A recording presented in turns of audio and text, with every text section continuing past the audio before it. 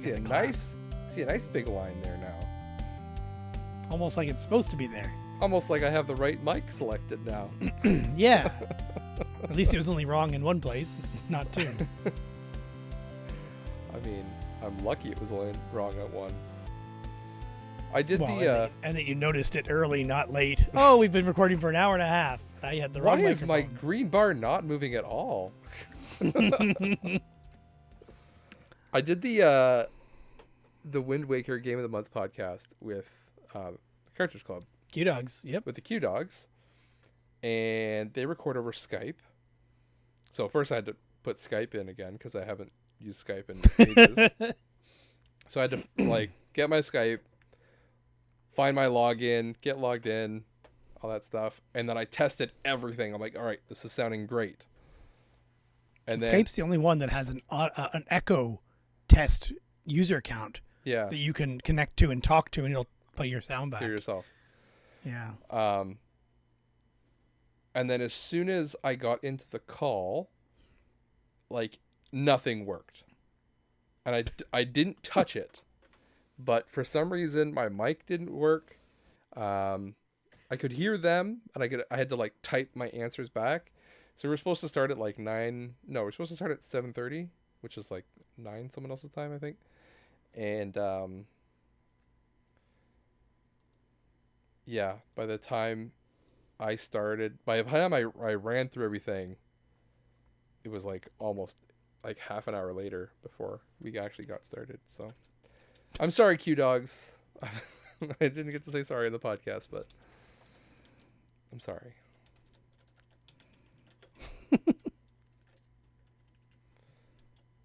That's my story. That's all I got. Right. They don't listen to this anyway. I know Eric does. I don't know if Melissa does. Eventually. Maybe he does eventually. Maybe Melissa hears it through osmosis from Q Dog. Yeah, anything useful he tells her. Yeah. She just so he gets doesn't the good tell her bits. much. Yeah. She gets the money update, and then that's it. Yeah. Cole's notes. That's all you need, Melissa. You don't need to hear the rest of this. Welcome to episode 6 of the Not So Special podcast. My name is Josh, otherwise known as Creepleet. Here with my co-host Derek, otherwise known as DGE13. DGE13. DG13. However you want to say it, whatever. Deg13. I'm going to call you Deg. Yeah, this is going to be a good episode, I hope. I don't know. We haven't recorded it yet, but we got a lot to talk about, I think. Especially this is the finale of our profit challenge, our pizza bet. So one of us is going to have pizza at some point. Place your bets in now.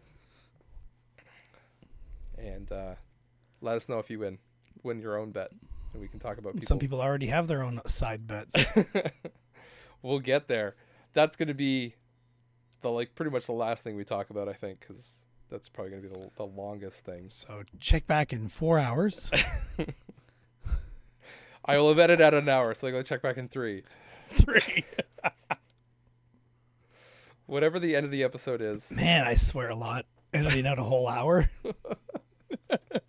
Oh, I don't have my swear notes. I don't have my post-it notes. You're doomed. I'm in trouble.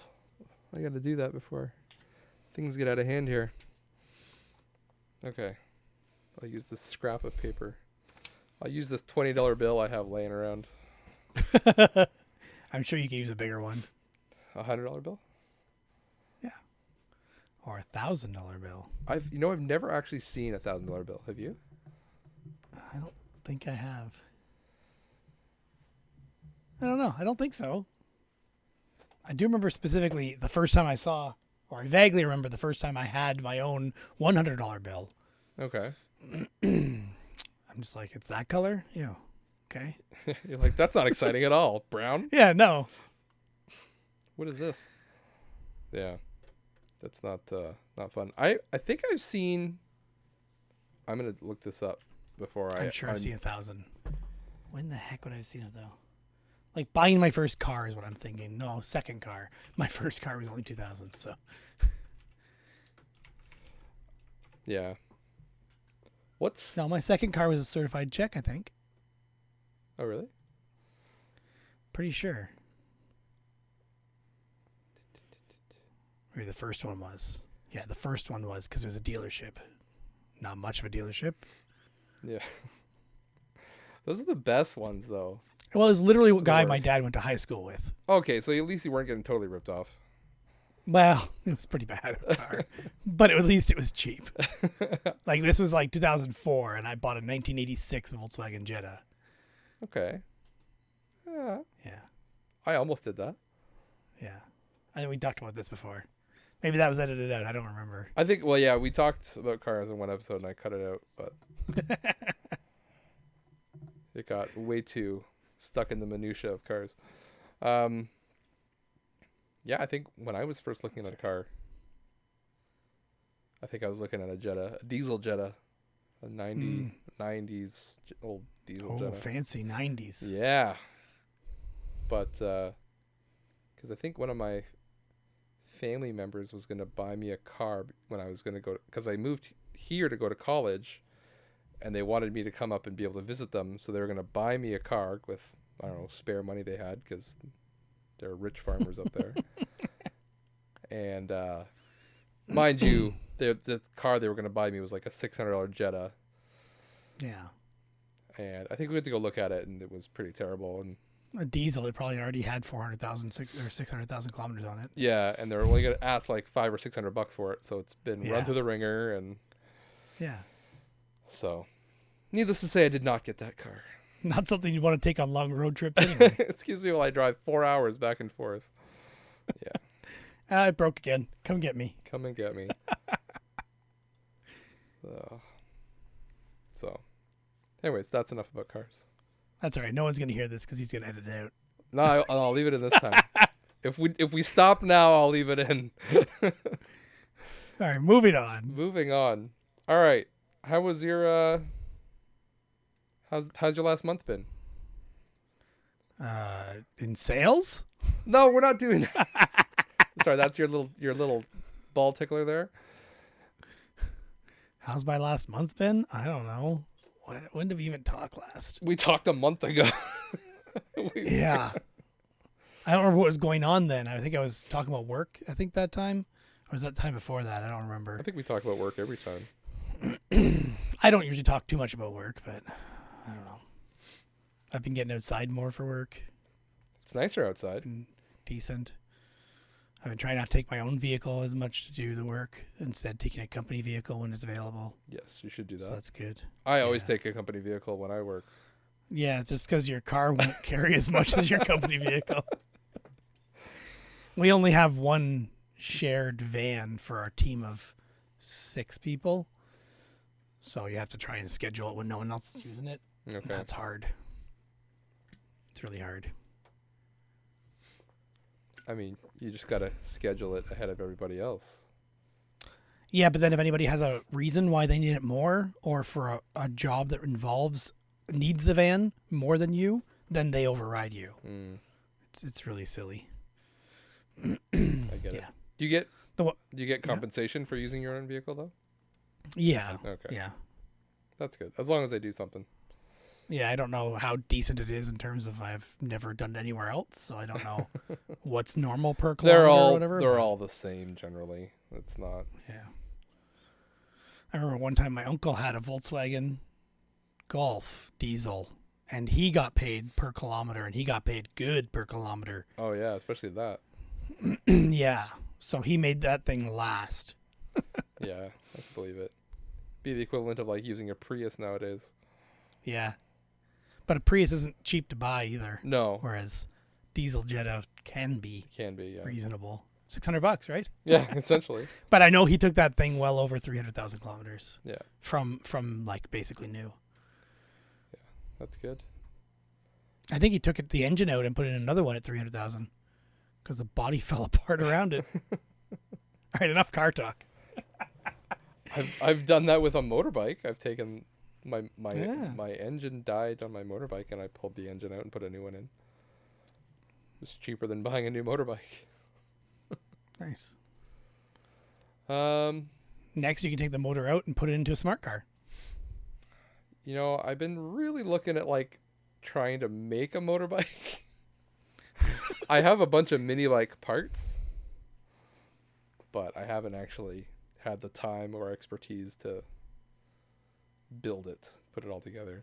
So My brother took a 4-wheeler, cut it up, and turned it into a 7-foot long skateboard with a nice. motor on it, like 230cc motorized skateboard that you steer by tilting the pedal. Like, sorry, tilting the The platform board? you stand on. Yeah, like a Yeah, skateboard. tilt the board. Yeah, Jeez, yeah. that sounds terrifying. Talk to him if you want to build something. That sounds absolutely terrifying. I mean, I've done some dumb things in my life, but I don't think I'd ever ride that. The Did first time he built it, it was standard as well. Oh, geez. So he had to shift, clutch and shift.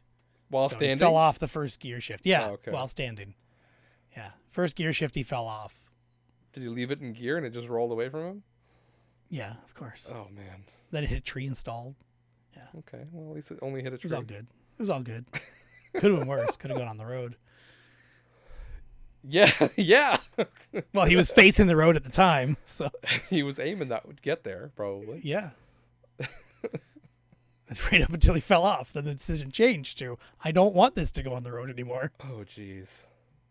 If you want to see some crazy, we're going off the rails here. We're only a couple minutes in. If you want to see some crazy builds on YouTube, look up the YouTube channel Grind Hard Plumbing Co. Okay. And they build the guys they're super talented, but they build some crazy machines. The one that got me hooked on them was they built a dirt bike scooter, an off-road dirt bike scooter. So imagine taking jumps, but you're Okay, not. they do a lot of Power Wheels stuff A too. lot of Power Wheel stuff. I love the Power Wheels stuff. They're doing a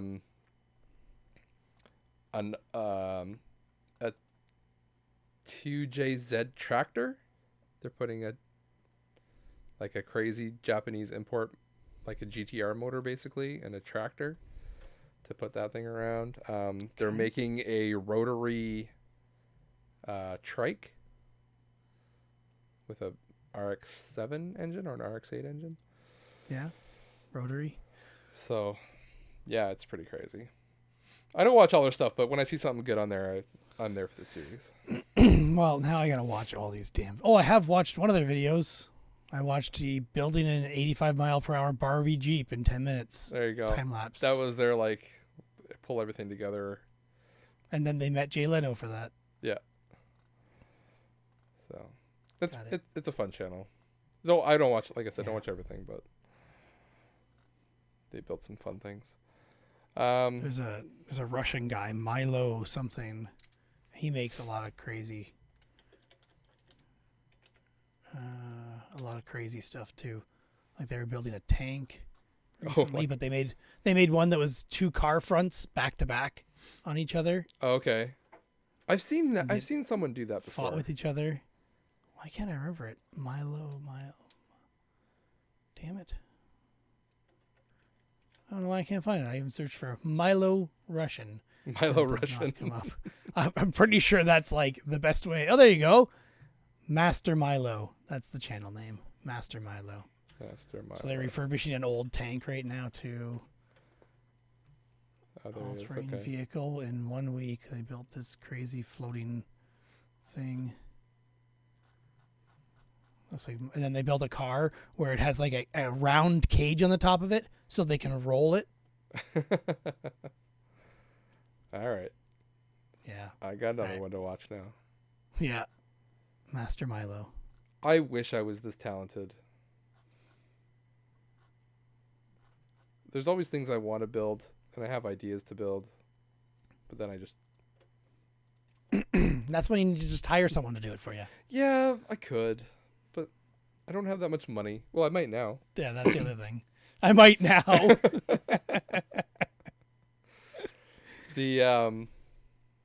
speaking of building things, I made a video about building a boat. So this kind of goes into something I did this past weekend.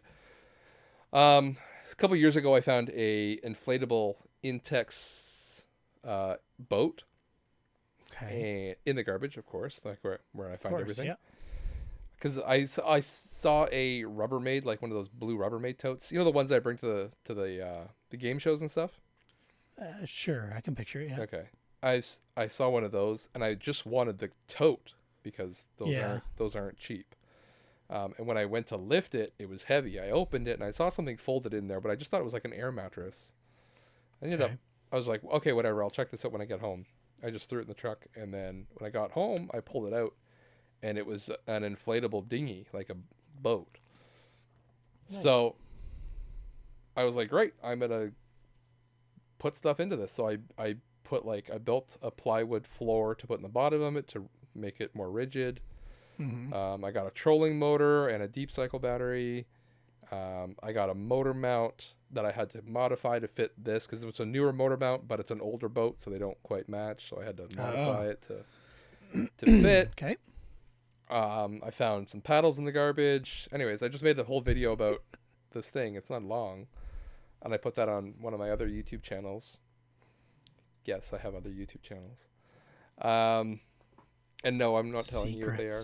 Secret. That video has more views than most things I've ever put up on any of my other channels. Go figure, right? Hold on, let me do a quick check of Hey, you current send the view link count. out while you're at it. That video currently has 4,886 views, which isn't a ton, but Interesting. anyways. So I've used that boat for a couple of years. Like if we go to the cottage or something, I'll take that. Went to a bachelor party that was boat access only, so I brought that up too. And so this past weekend, it was a long weekend. It was Victoria Day here in Canada. And I was trying to figure out something that we could do on the weekend that was away from other people, but I wanted to get outside of the kids because they're stuck at home most of the week and I'm stuck at work most of the week. And okay, well, let's do something fun. So I started looking at, I'm like, well, I have this boat and we have a river that runs through our city. I'm just going to like find a spot where I can throw this boat in the river and we'll go. So Yeah. I was looking at taking it up at Conestoga, which is about a 15-20 minute drive from here where I am.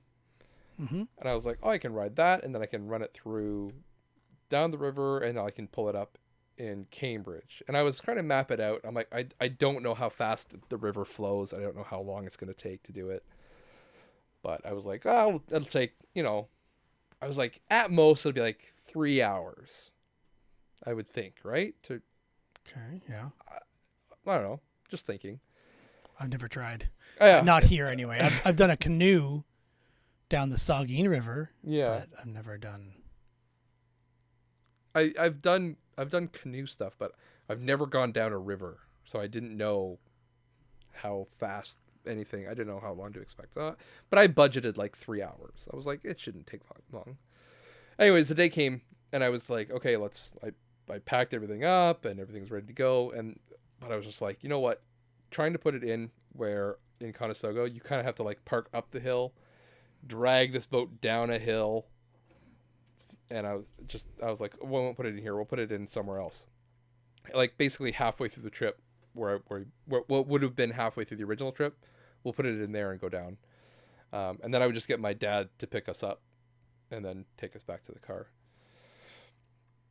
So we put it in, and we had a great time. Like it's a lot of people out in the water that day because obviously long weekend, nice and sunny, so everyone's out. I didn't know there was a dam. Oh, that came. So that's something you usually would research. I did, and they said there was a dam there, But the thing is, like, there's no mappings of like rivers to say this is where it is. And so my wife said she had canoed around that area, and she said, I don't remember ever there being a dam there. And she Hmm. said, if there is, maybe it's further upriver from where the boat goes in, because she didn't go up that way. So I'm like, okay, that could be. But there's no information online. So, anyways, we got to this point where there's a dam. I'm like, oh, okay, I guess we can't go any further. But I did see a little trail going up around the side. Um, so I was like, oh, let's go in there and we'll Yeah. just kind of like portage the boat down and over. Yeah. Mind you, we also have a 4-year-old and a almost 2-year-old with us while we're doing this. And this boat is not very big. Like, my wife and I fit in it comfortably, and then you add 2 kids and it's not super comfy. But it works. So, anyways, did the portage. We basically put the boat back in at the bottom of the waterfall dam area, which was cool. And then kind of just floated down the river and went down. And the water was super low, and so with 4 of us in there, it was kind of low, and we'd get caught up on the rocks, and I'd actually have to get out and walk the boat down, which was cool. Reminded me of my younger days doing water stuff. But yeah, it was fun. But Yeah, I've always kind of wanted one of those dinghies. if you want to borrow it, let me know. Maybe. My parents had a paddle boat, and a paddle boat's a lot of fun. Yeah, but you got to have a way to transport it if you want to go somewhere. Yeah, because it doesn't fold down. And it's heavy. They can be. Yeah. So, anyway, so I originally, like I said, I planned for like 3 hours to do the whole thing from Conestoga down to Cambridge. It was about 3.5 hours from where we were, and we hadn't even made it to Cambridge from where we went in. And at that point, like, my wife is hungry, my kids are like bouncing off the walls of the boat because there's not much to do. They're trying to jump out of the boat. We're trying to hold them in, and we're just like, like, we gotta get out of this thing. So we found an area to get out that was kind of close to my dad, like actually closer than where we would have gotten out. But we pretty much had to like tote this boat out of up a cliff to get out of it.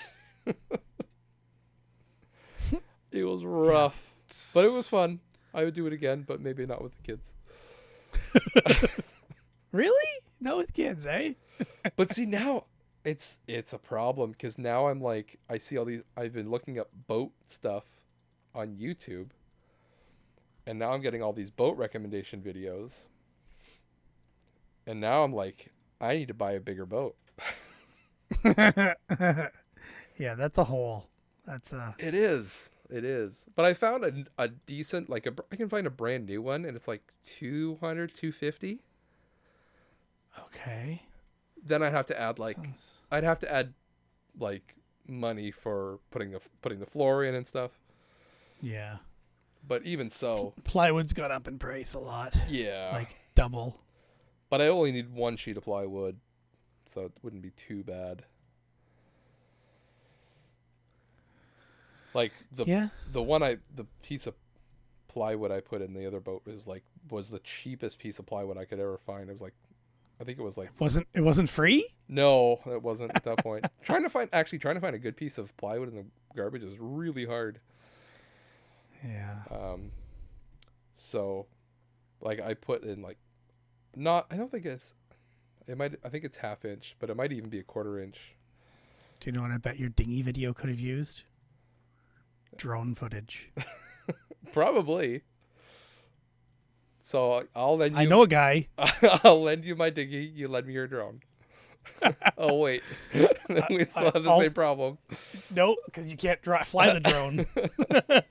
You legally can't fly a drone without a license. I just need the little one. Just need the little one. Yeah, DJI Mavic Mini. Yeah, there you go. That's all I need. Yeah. But I also have my ones from work, which are much better cameras. Can you use those for personal use? Yeah. Oh, you can? Okay. It's called testing. I can do whatever I want. They'd have no problem if I wanted to work on the weekend. That's fair. All right. Well, maybe I'll have to redo my video Yeah. when I buy a bigger boat. I'm really tempted. Really tempted. Anyways, that's what I did this weekend.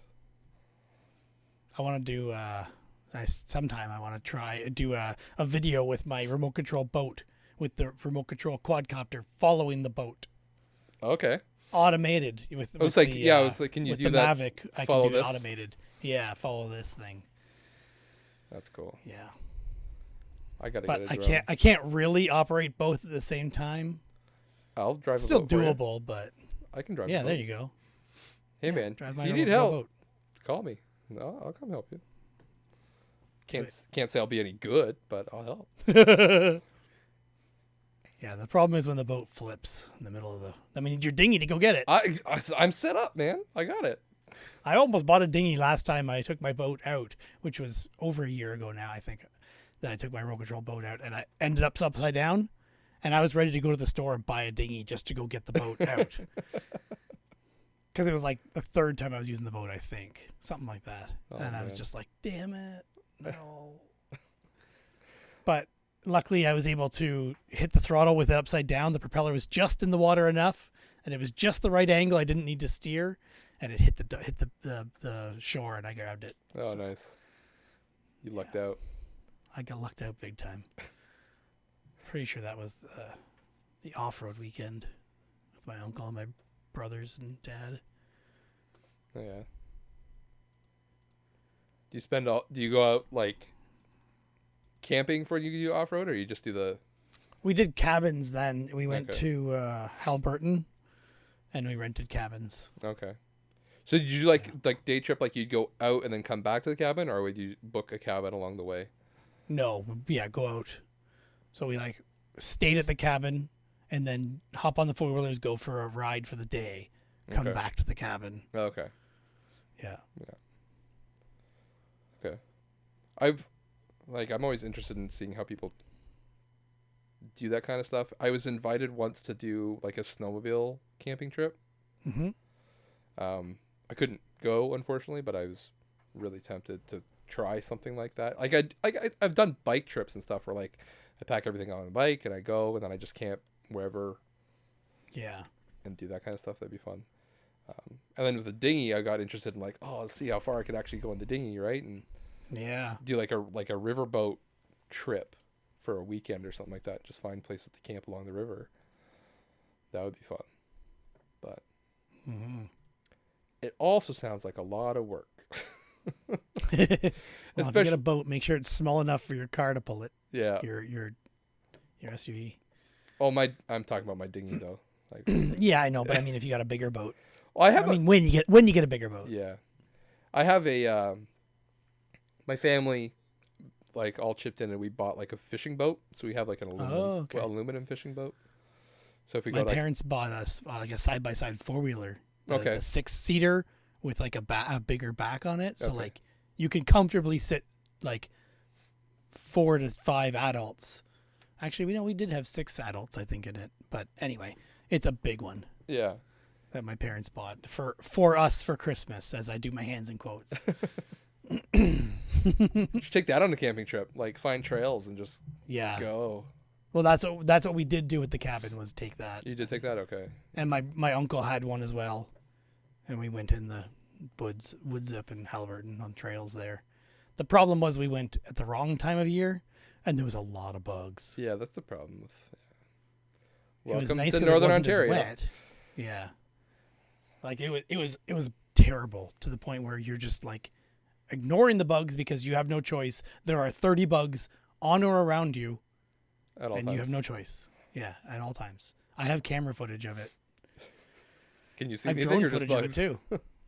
Yeah, you can see the bugs Yeah. easily. Yeah. That's crazy. So, yeah, it would be fun. Find a trail. You take your side by side, I'll take my mini bike when I build it.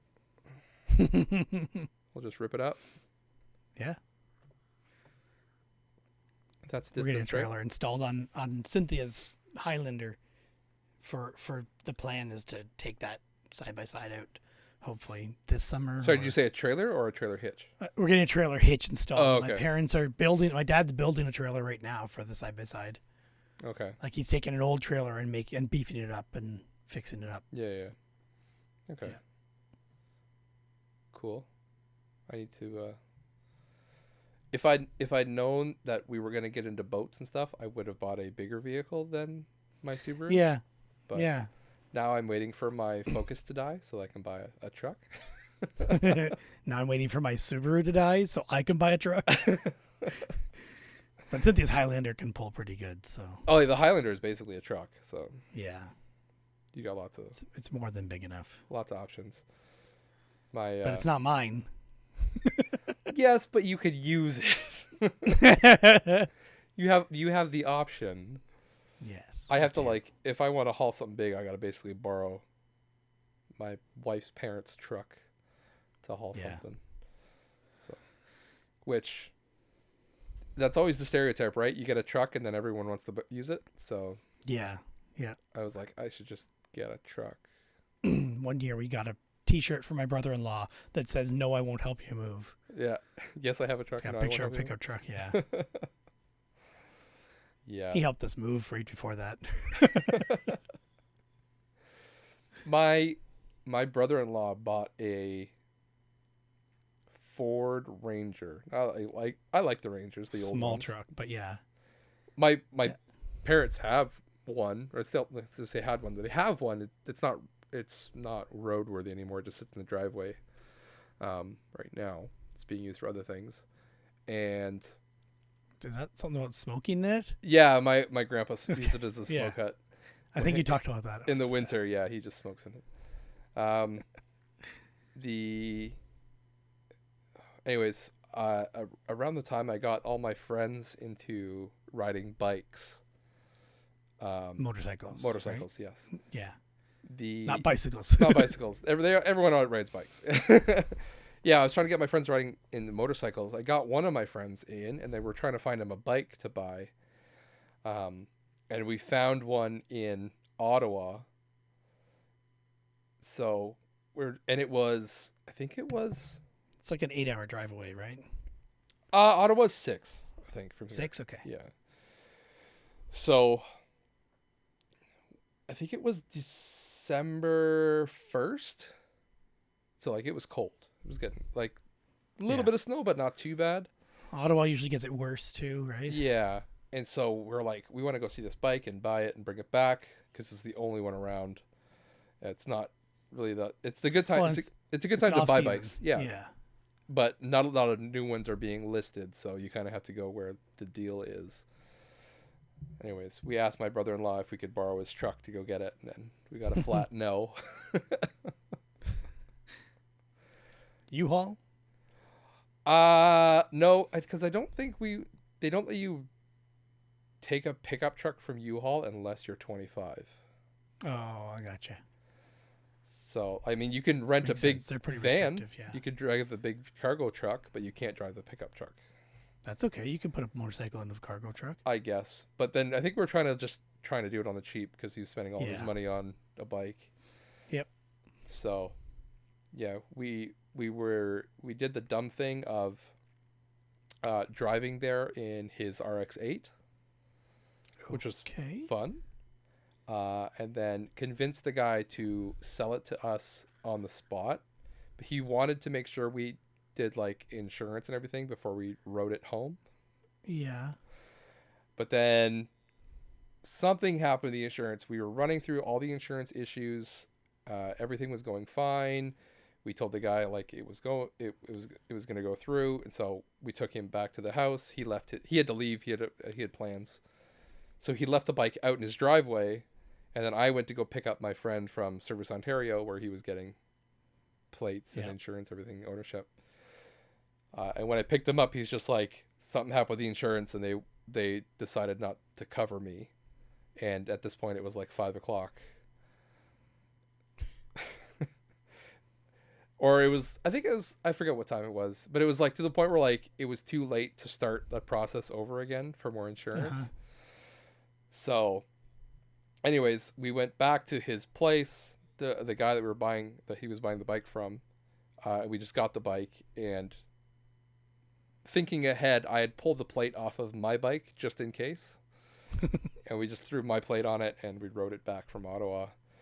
and it was In December. in December. It was really cold. We took turns, so it would like we'd ride for an hour and then we'd switch. So the other person would get in the car and blast the heat, and the other person would freeze for an hour, and then we would stop. I think every 2 hours we'd try to find like a Timmy's or something to pull in and drink a hot chocolate. Yeah. And then by the time that Well thought out. yeah, well, it was back when we could fly by the seat of our pants. He was still living at home, and his mom didn't want him to have a bike, even though he already had his license for it. So we ended up having to drive it to his friend's house and store it in his friend's garage for the winter, and then in the summer, magically, he had a bike at home. And his mom had no idea where this bike came from. He just showed up one day. Yeah, my mother would kill me if I ever got a bike. Even at this age right now, my mom would probably still be...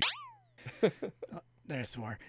Because her uncle lost his vision in a motorcycle accident. Oh, yeah. So... I mean, there's always he those didn't stories, die, right? but... Yeah.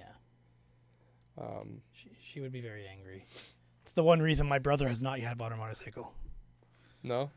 Instead, he recently bought a... He well, builds he did buy a skateboards motorcycle. where he's... Well, my brother did just buy a motorcycle and convert it into a trike so he can try and get around my mom's rule. You know, you can just buy a trike, right? Yeah, but he wants to do something himself. Oh, okay. And he found a good deal on a motorcycle, so why not convert it to a trike? I guess. My brother likes projects. He's the same guy who took a riding lawnmower and converted it into a riding picnic table. He's just sounding more and more like Colin Furs every day. Yeah, yeah. With less of a budget. Not sponsored. Yeah, exactly. Now, if he was sponsored, Oh, you my should tell brother him. does have a YouTube channel. Oh, he does. Oh, well, we're gonna need. He more. doesn't do enough videos, though. Think of all the. He doesn't want to edit because he doesn't know how. You don't have to edit with that kind of stuff. People just want to watch you build stuff. It's crazy. Yeah. You know how many videos are out there? Or just people like, here, let me explain everything I'm doing. Actually, there's probably not enough of those. Not everything you're doing, but let me just show a time lapse of me doing something very complicated over 24 hours, and you can watch it in 5 minutes. Yep. And understand nothing about it. Yay! That's been my holdup for building this mini bike. Is like, I want all these things, but there's actually no like step by step. This is everything you need to do to build it from scratch. I have a frame and I have an engine. That's all I got. I got some tires that I found. You'll need a chain. I need a chain. I need Brakes. a throttle. I need brakes. Gear it. It's got gears. You need a shift, clutch. Or no, it's just a like centrifugal clutch and one Centrifugal, gear. okay. You Yeah. don't need to do. Yep. But then, yeah, if you want to talk about like gear ratios, depending on the horsepower of your engine, that kind of thing. Yeah. So yeah, I need to find something like that. Just If I learned anything about gear ratios from my remote control car, you just do what you have, see how it works out. If you need to change it, change it. Yeah. It results in buying more parts, but you learn real quick. Yeah. Then you'll know for the next one. Exactly. Or for the next time you rebuild it. After it falls apart. Just strip a gear or something. Yeah. Burn off a tire. I know some stuff about bikes because obviously I have one. I've done a lot of maintenance and. Yeah. But yeah, trying to. Bikes and like motorbikes and mini bikes are kind of different. So. Same idea, but different process. One day. And I've been looking at like e-bikes too. Yeah. I don't like e-bikes that look like motorcycles. I think those are dumb because the people who ride them think they're riding motorcycles but have not had any training. So they're just idiots on bicycles. So an e-bike as in it looks like a motorcycle you're talking? Like it's big, it's bulky. Or but even the ones that look like scooters, like a Okay. I don't like those ones either. What kind of? Do you know what the rules are or laws are for that here? Do you need a motorcycle Uh, license, or only if it's over a certain motor size, probably? I Like don't 50cc, I thought I remember being okay. Or something. 50cc. Well, that's a combustion term, right? So it's not like Yeah. a 50cc. You can get away with just getting like a moped license. You don't have to get a full motorcycle license. Okay, so there is a separate license. Yeah. Up to Here, 50cc. anyway. Over 50cc, you need a motorcycle license. But under 50cc, you still need a moped license, right? Like you still need some version of a test Yeah. to take it, right? With e-bikes, But the electric, electric you don't. Electric because the laws haven't been written, I'm assuming. there are some laws in terms of restrictions as to like what size motors you're allowed to use, up to certain like wattage. Yeah. But other than that, it's pretty open. Because So like far. there was a time frame when segways were technically not allowed on the road Yeah, and not allowed on the sidewalk, so therefore they're not allowed to be used anywhere, yeah, basically, except like a park yeah. or something like that. Is the only place you were really legally allowed to use them. And I was wondering if e-bikes kind of fall into that or not. Like if it's an e-bike without a pedal, for example. Well, that's the thing is like all of them have pedals, right? But Okay. some of them are not. I think some of them are put on just to fit the requirement of it's a Yeah. e-bike, right? Kind of like how an RX-8 has rear seats just to say it's not a two-seater. Exactly. Yeah, it's not. They work, sure, but they are not ergonomical or really that functional, Practical. Yeah. practical. Okay. But I'm looking more like e-bikes as like it's an actual bicycle that you pedal properly, but it has Yeah. battery assisted. Electric assist, yeah. Yeah. Yeah, I could go for that if they were cheaper. Yeah. I've also wanted one of those off-road skateboards forever too. I would love. Not that one I'm a of those. skateboarder at all, but an off-road skateboard I would absolutely go for.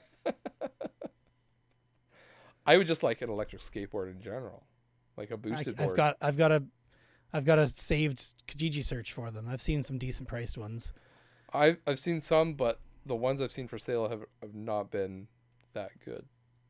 There have been the cheap ones that people have bought to try them, and then they realize that they're not good. So I haven't. Like if you see a swag board, don't buy a swag board. But yeah, something like a boosted board I'd get, or a mono wheel, that kind of thing. Yeah, mono wheel is the same as a one wheel, that kind of thing, isn't it? Yeah, I think so. There's a big off-road one. Oh, that's because my search is very broad, all of Ontario. That's too far. That's way too far. Speaking of skateboards, I hurt myself. You have the sound queued up? No, I'll edit it in after. Ah. All right. I could pull it up, but I don't know. That'll be fine. I was, I don't want to say I was being an idiot. If you talk to my wife, I was being an idiot. Talk to your wife. She'd probably always say you're an idiot. She's not wrong. We've been riding our bikes a lot lately. Like Here it is. I got the sound. we've been riding bikes.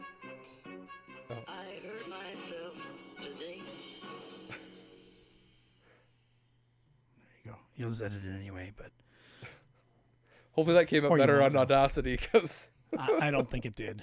it was pretty choppy on my end. Oh, okay. It wasn't choppy, but it's really quiet. I can Okay. see on here. Like we've been riding our bikes a lot. This is I actually rode my bike to my parents' house, which was like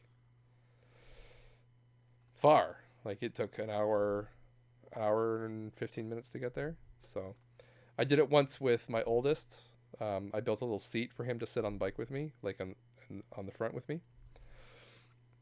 Okay. So I took him once, and then my wife came pick me up, and then we did it again with my wife came with, so both kids with us on bikes, and like stopped for a picnic in the park and that kind of stuff. And anyways, one of these days we did a bike ride and we came back, and then the kids like to play outside when we get back from bike rides.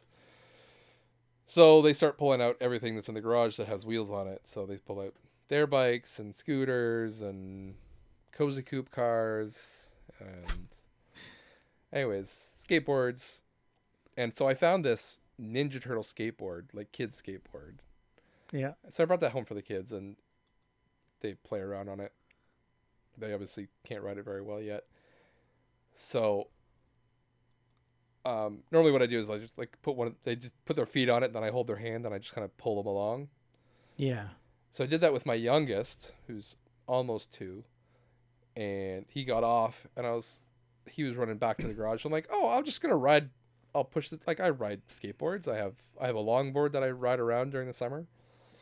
I'll just ride this little skateboard. Like it's barely big enough for my foot, right? Like it. I get on it and I push and I get one stride and then the wheels lock up and I fall on the small of my back, like the lower back. I land right on my in the middle of the freaking road. Some noob skateboarder over here. It is so embarrassing because I'm like, I know how to ride skateboards. And here I am on my back in the middle of the road, groaning in pain because I'm in and my. then your kids have a flashback to when you hurt yourself in the house before. Yeah, exactly. Oh my god, I was in so much. And I actually did this the day before we were gonna ride our bikes to my parents' house, like all 4 of us as a family. Nice. And so all of a sudden the plans went from we are gonna go for a bike ride tomorrow to I don't know if I can even sit up tomorrow because my back is gone. I was on my back for the rest of the night, like on the couch. Oh, it is rough. That's one thing everyone told me when I was younger, like take care of yourself when you're younger because it's gonna come back to haunt you. And I'm in my 30s and it's hitting hard. Everything hurts. I've been in a lot of accidents. I haven't been in many accidents, but I still am hurt. It sucks. I just don't do anything, and it's done. Like even this past week, I don't know what it's been. Like I've had like rotator cuff, like shoulder issues on my right side here. And it's been over a week now, and I'm still taking like pills every day to manage the pain. You've seen a doctor yet? No. Because you're trying to avoid doctor's offices? Yes. Because of COVID? And I don't want to take COVID tests if I don't have to. Yeah. Which, by the way, we have to do COVID tests at work now. Oh, really? Yeah. We have to do them 2 times a week. Just like the quick, like the rapid test, like the nasal rapid test. Yep. Twice a week. Those are fun. I don't mind them. They're not the ones that go right back. They're the ones that just go inside your nose. Okay. So, I don't know how accurate they are. But Have you done the one that goes right back? no, I Can you haven't talk done with us? anything with those. I've done it twice. Ugh. I do not envy you at all. Because I was not feeling well, and the first time I had, I'm sure it was a flu, and I had to get it to go back to work. Yeah. And then my boss told me it didn't matter anyway. So Yeah, I think we talked about that. the second time was a cough. That was even more dumb. No, the second time, yeah. No, the first time I actually had a flu. The second time was just the cough. Yeah. Neither one I had to actually go, so it didn't matter. But Yeah. for me, I'd like to know that I'm clean anyway. Yeah. So Of course. It's just peace of mind too, right? yeah. So. But I did see that they were starting to do the rapid tests or roll it out to some industries. Yeah.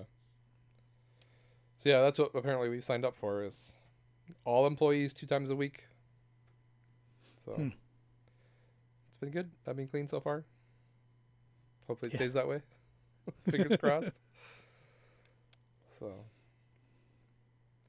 right, what do you got, man? I feel like I've been talking this whole time. You have.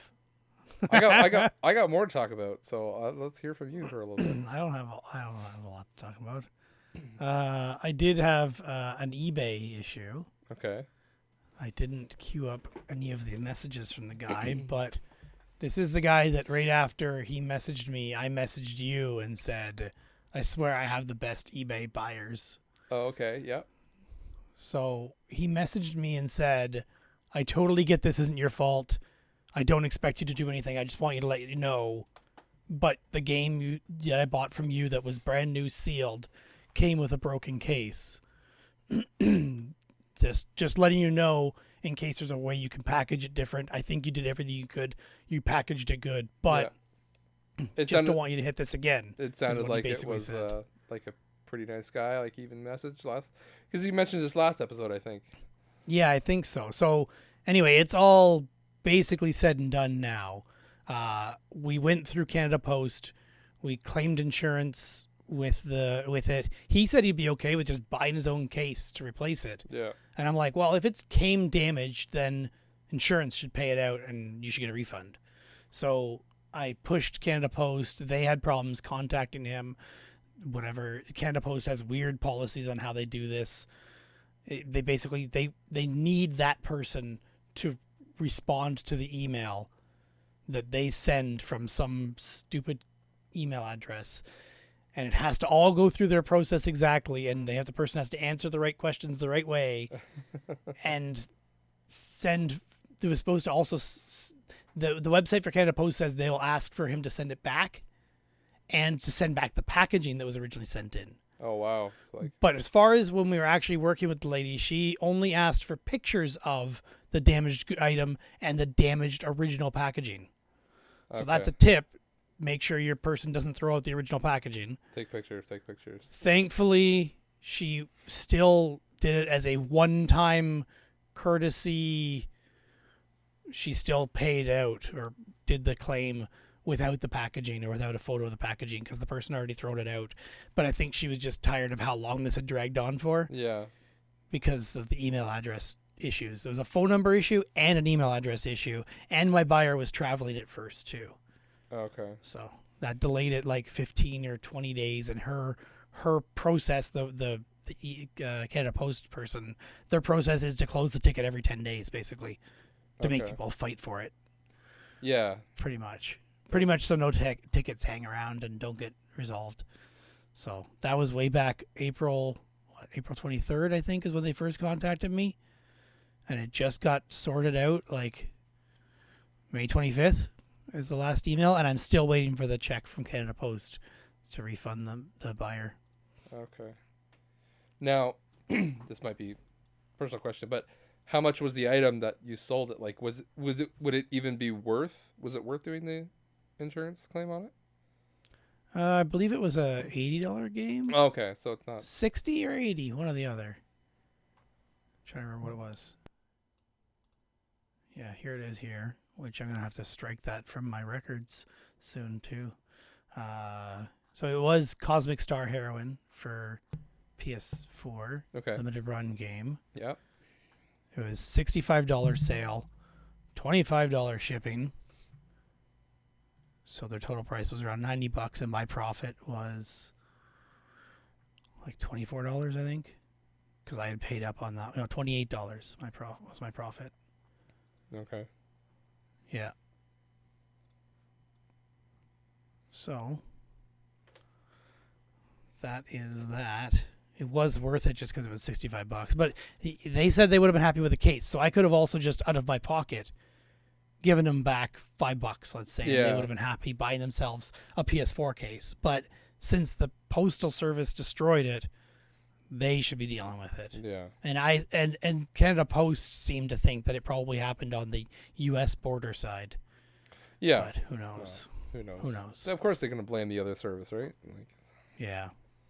That's the other thing I don't think I even mentioned was that last month all of my sales were American buyers. Every single one. oh wow. I think this sounds familiar. I don't know if you told me or if you said in the episode. Maybe. I can't remember. And I think this month was the same thing except maybe one. Yeah, I'm pretty sure. Might have been like all Canada. I've had like 2 U.S. Oh, really? Yeah. I was figuring it was that That's stimulus money. Yeah. Yeah. So I also just recently had somebody buy a game, make an offer on a game. I accept the offer. Then they message me saying, please cancel it. Yep. I found a better deal. I had the exact same thing. Was it the same person? I don't know. I blocked them after they did that. I was also thinking it could be just someone's tactic to clear off all the better prices than theirs too. because now I need to go manually relist it because it doesn't let me do an automatic relisting. Yeah, because I sent the person a message. I was like, "What are you doing? Why are you like? You sent me an offer. I accept it, and then all of a sudden, Yeah, so it's I sent my less than a person. minute later. Sorry? Does it start with a J? No, it Okay. doesn't. So there's an S. Right after they did it, when they messaged me about it, I sent them the link for them to cancel their own order because I'd rather not have a strike against me canceling the order. Yeah. Not that that matters. I'm not a top rated seller or whatever, but still, I'd rather the person who wants to cancel it to do the canceling. So I had them do the cancel, and then it sends me an automated, this person wants to cancel this Yeah, thing. that's what that person did So. to me. They just wanted to cancel it like right away. Yeah, it was like right away after I accepted the offer. Yeah. Same day as them sending the offer. Hi there, my apologies. I just wanted to see if you could cancel my offer. I found a brand new copy for the same price elsewhere, and we'll be going with that. Sorry for any inconvenience. Thanks. Like, at least they're polite and proper, but still annoying. Still annoying. Don't make an offer if you're not going to do it. And if you do, you're stuck with both. So, but you're not because eBay. Yeah, eBay just basically said, "Hey, if you haven't sent this out yet, please just cancel it." Yeah, and I remember Chris Roberts having something like that once where he said, "Yeah, I shipped it out," and then they both got the money. Like eBay compensated the person, but Chris still got to keep his money because he held up his end of the bargain. Oh, okay. But he had already shipped it out, Yeah. or I think on one of them he said he had shipped it out, but it was like in his hand, ready to go to the post office or at the post office when he got it. I don't remember. Yeah. Something along those lines. Well, this was like literally within a minute of me accepting it, they wanted to cancel. And my guy never paid, so I never shipped. Yeah, he never paid either, so. Yeah, it was. Yeah. That sucks. I had a. Do you remember me posting a picture about a Spider-Man DVD player that I found back in the Yep. like a year or two? No, Oh, even yeah. longer than that. I finally sold that. Hmm. Finally, but let me tell you, And then you get a return. I might. But Doesn't work. It works. This is the sketchy. I was having a bad day, and this is not a flattering story on me, but hey, we're not all perfect, We're not. especially me. I had the Spider-Man DVD player up for $100 because it's the only one on eBay. The last one on there sold for over 100, but it was complete in box. Okay. So I was like, I'll throw it up for 100 and see what happens. I had a guy message me. He's like, "Oh, like I love this. I really want to buy it. I just have a couple questions. One, does it work? It comes with the remote. I mean, this guy clearly hasn't read any of my description.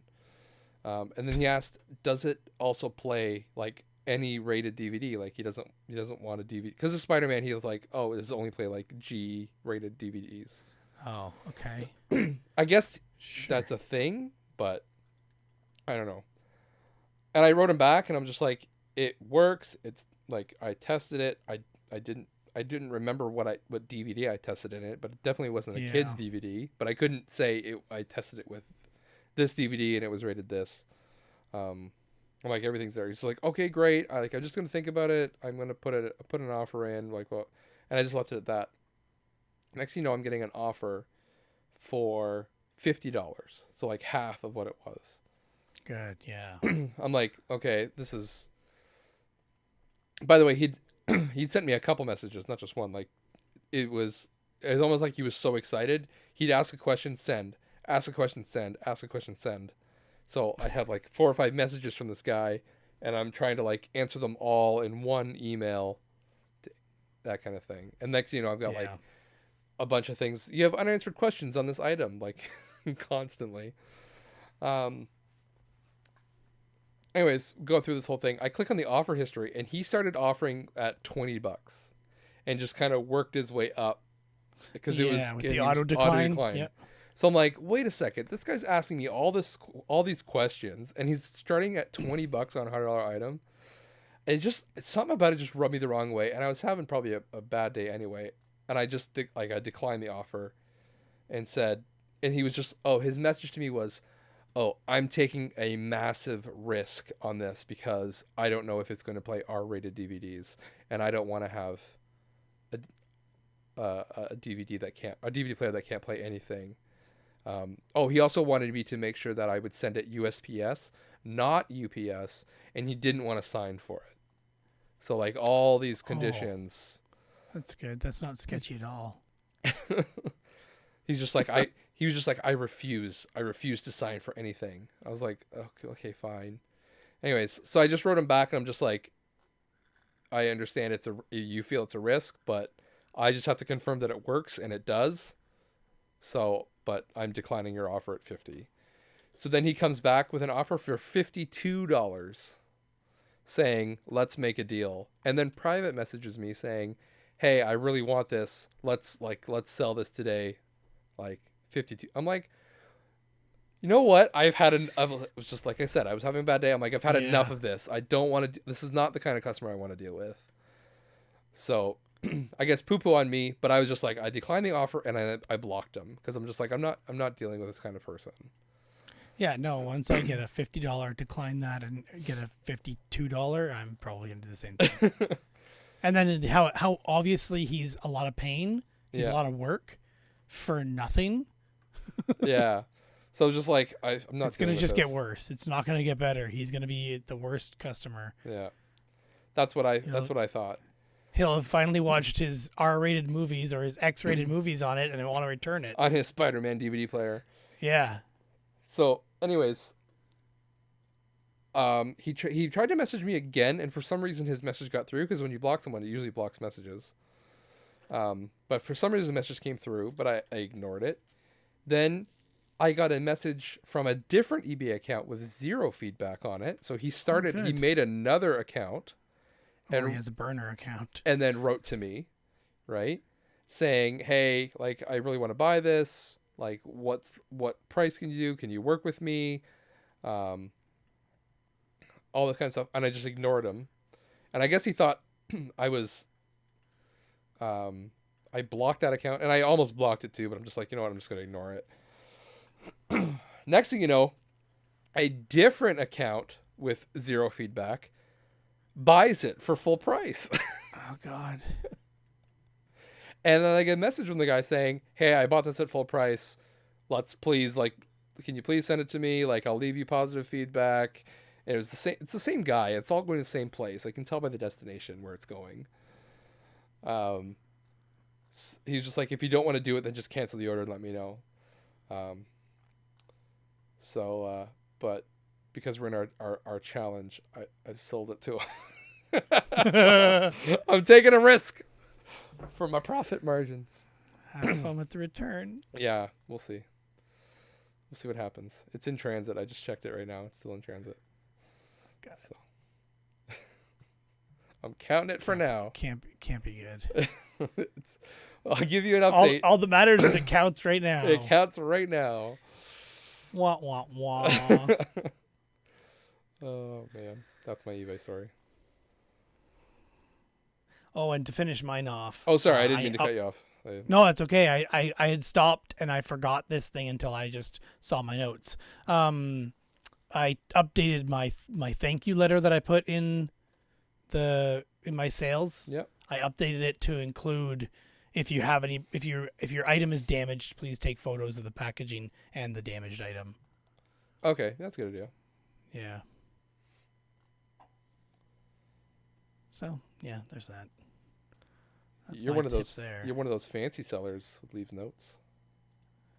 Well, I thought I'd try it, and it turned out to give me really good feedback. Like, Okay. I get, like, almost everyone that buys from me gives me feedback, Well, that's good. and I've never had a bad feedback. So I'm calling that good. Okay. Yeah. Maybe I should try that because I get like Maybe you almost should. no feedback from anyone. Exactly. After I had no feedback on like 5 or 10 things, I'm like, I'm putting a note in here, see what happens.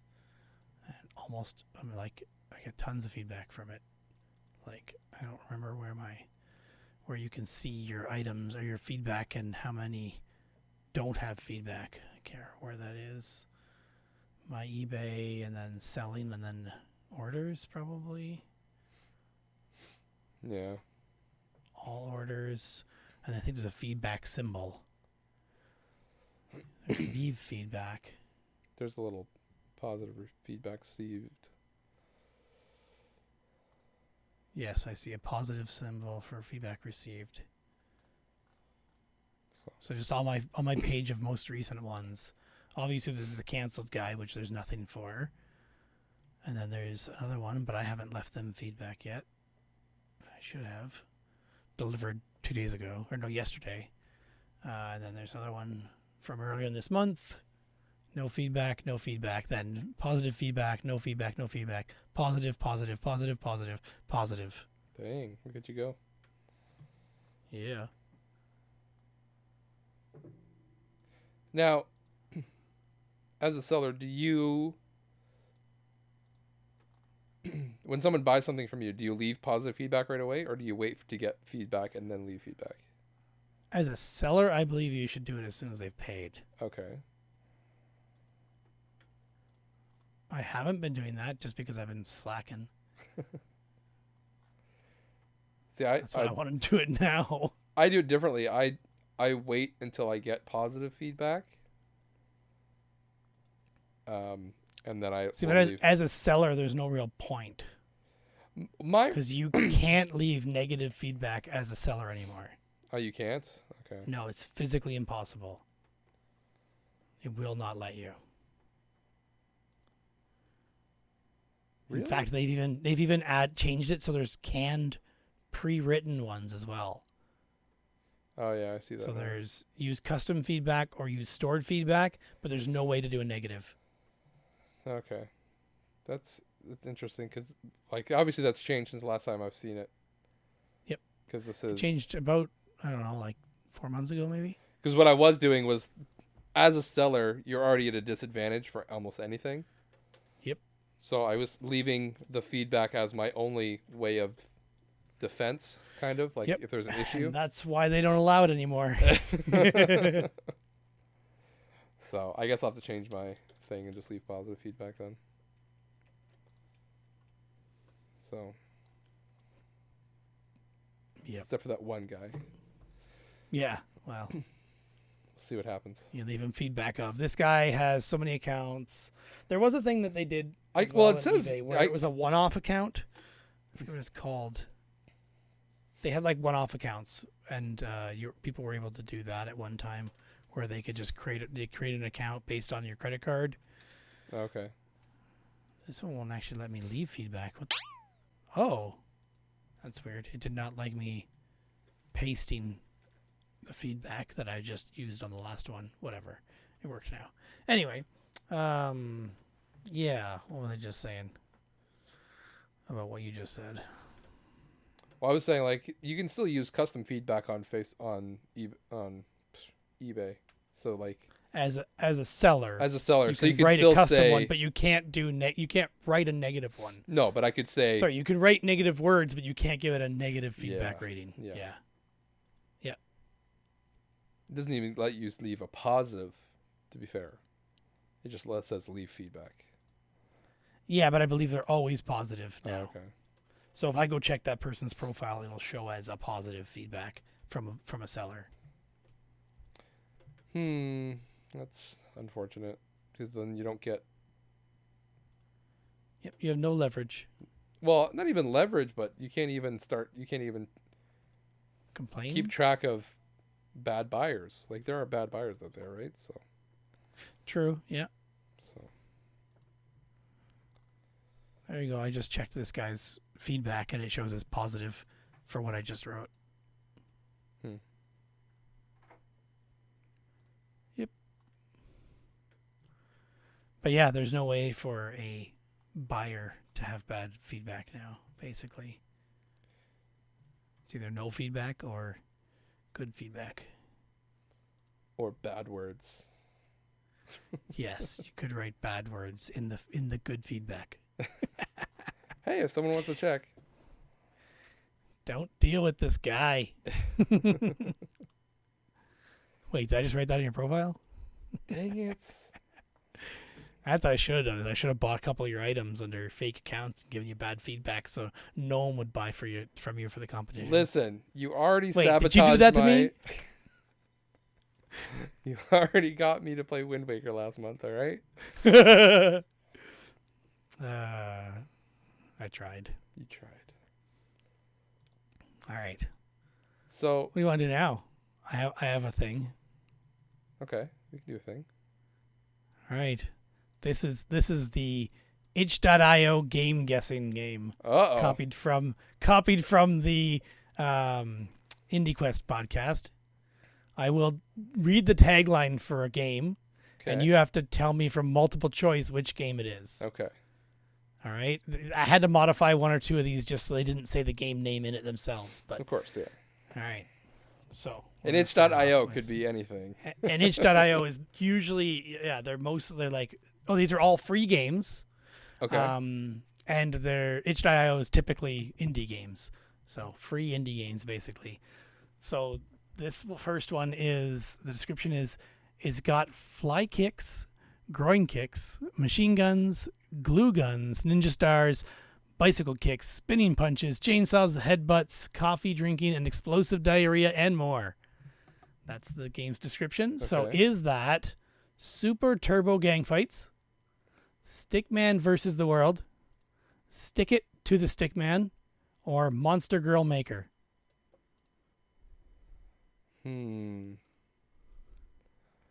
With all of those items, it sounds like a prepubescent boy's dream game that they would animate with a stick figure.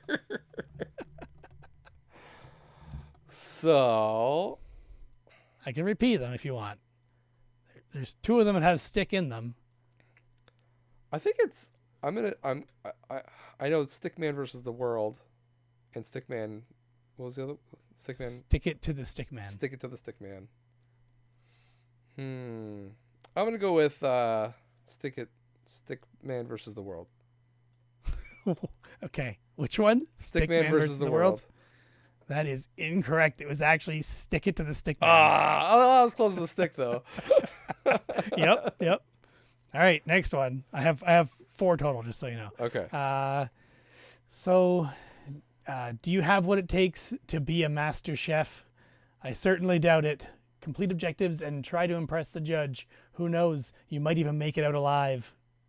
So is that Idiot Sandwich, Chef Ramsay, Good Eats, or Cook Boom?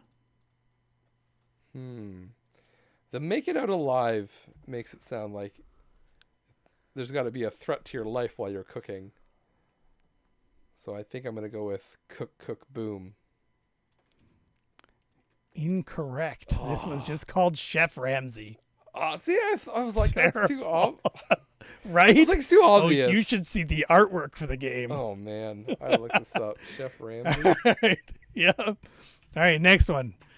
This game is a lightning fast, hard base blast of kicking down doors and kicking butt. Move quick, hit hard. Is it Angerfoot, Cobra Kai Kickers, Duke Kick'em, or Soul Not Found? Can you read that description one more time? Yeah. This game is a lightning fast, hard base blast of kicking down doors and kicking butt. Move quick, hit hard. Okay, what were the options? Sorry. Angerfoot, Cobra Kai Kickers, Duke Kick'em, Soul Not Found. That Soul Not Found there has thrown me off. Because it has nothing to do with kicking. What was the third option? Duke Kick'em. Duke Kick'em. I like that. I'm going to go with... It sounds like Duke Nukem, but the Duke Kick'em, it sounds like someone's... It is not Duke Kick'em. Dang. It is Angerfoot. Oh, that was my... I was going to go with that one first. I'm like, it's too... It's so generic. So generic. Because, like, someone's trying to be creative with Duke Kick'em. That was me. That was me being creative. See, you've got a better name convention than these guys. Man, 0 for 4. That's terrible. No, that's just good on me for making them hard. All right, the last one. The description is just the coolest rhythm game. Okay. So is it Dino Dance, Friday Night Funkin', Trunk Funk, or Vapor Trails?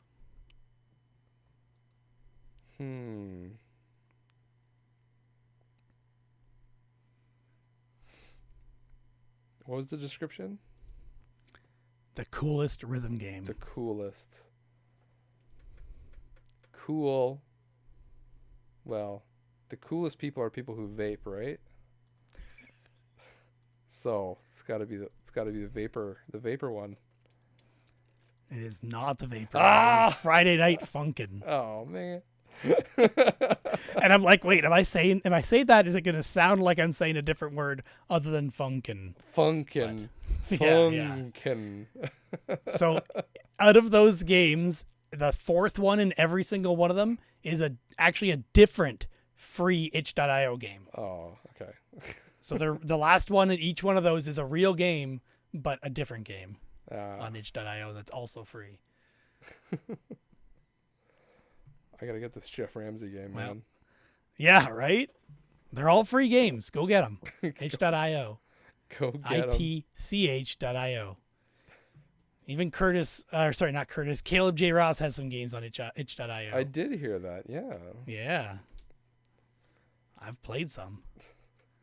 Are they good? They're pretty fun. Okay. If they're the same ones on his website, which I think some of them are. Pretty fun. And funny. He's got definitely a good sense of humor, as we already know. He does. Yeah. All right. Good game, man. Thanks. And we stole it clearly, fair and square, from the Indie Quest podcast. We had the original idea to steal it from them. That's all. The most original idea to steal. That's all the justification we need. Oh man. I might have to make it not as hard next time. Maybe Yeah, those three are tough. options to Those each are one. tough. Tough. So what else have you been up to? We don't have to do eBay stuff quite yet. We don't have to go over numbers. What have I been doing? I did start watching The Long Way Round from your Plex server. Yeah. Great show. Yeah. Doesn't it's pretty good. Doesn't it make you want to travel the world? Not particularly. It's a lot of problems I don't want to have in my life.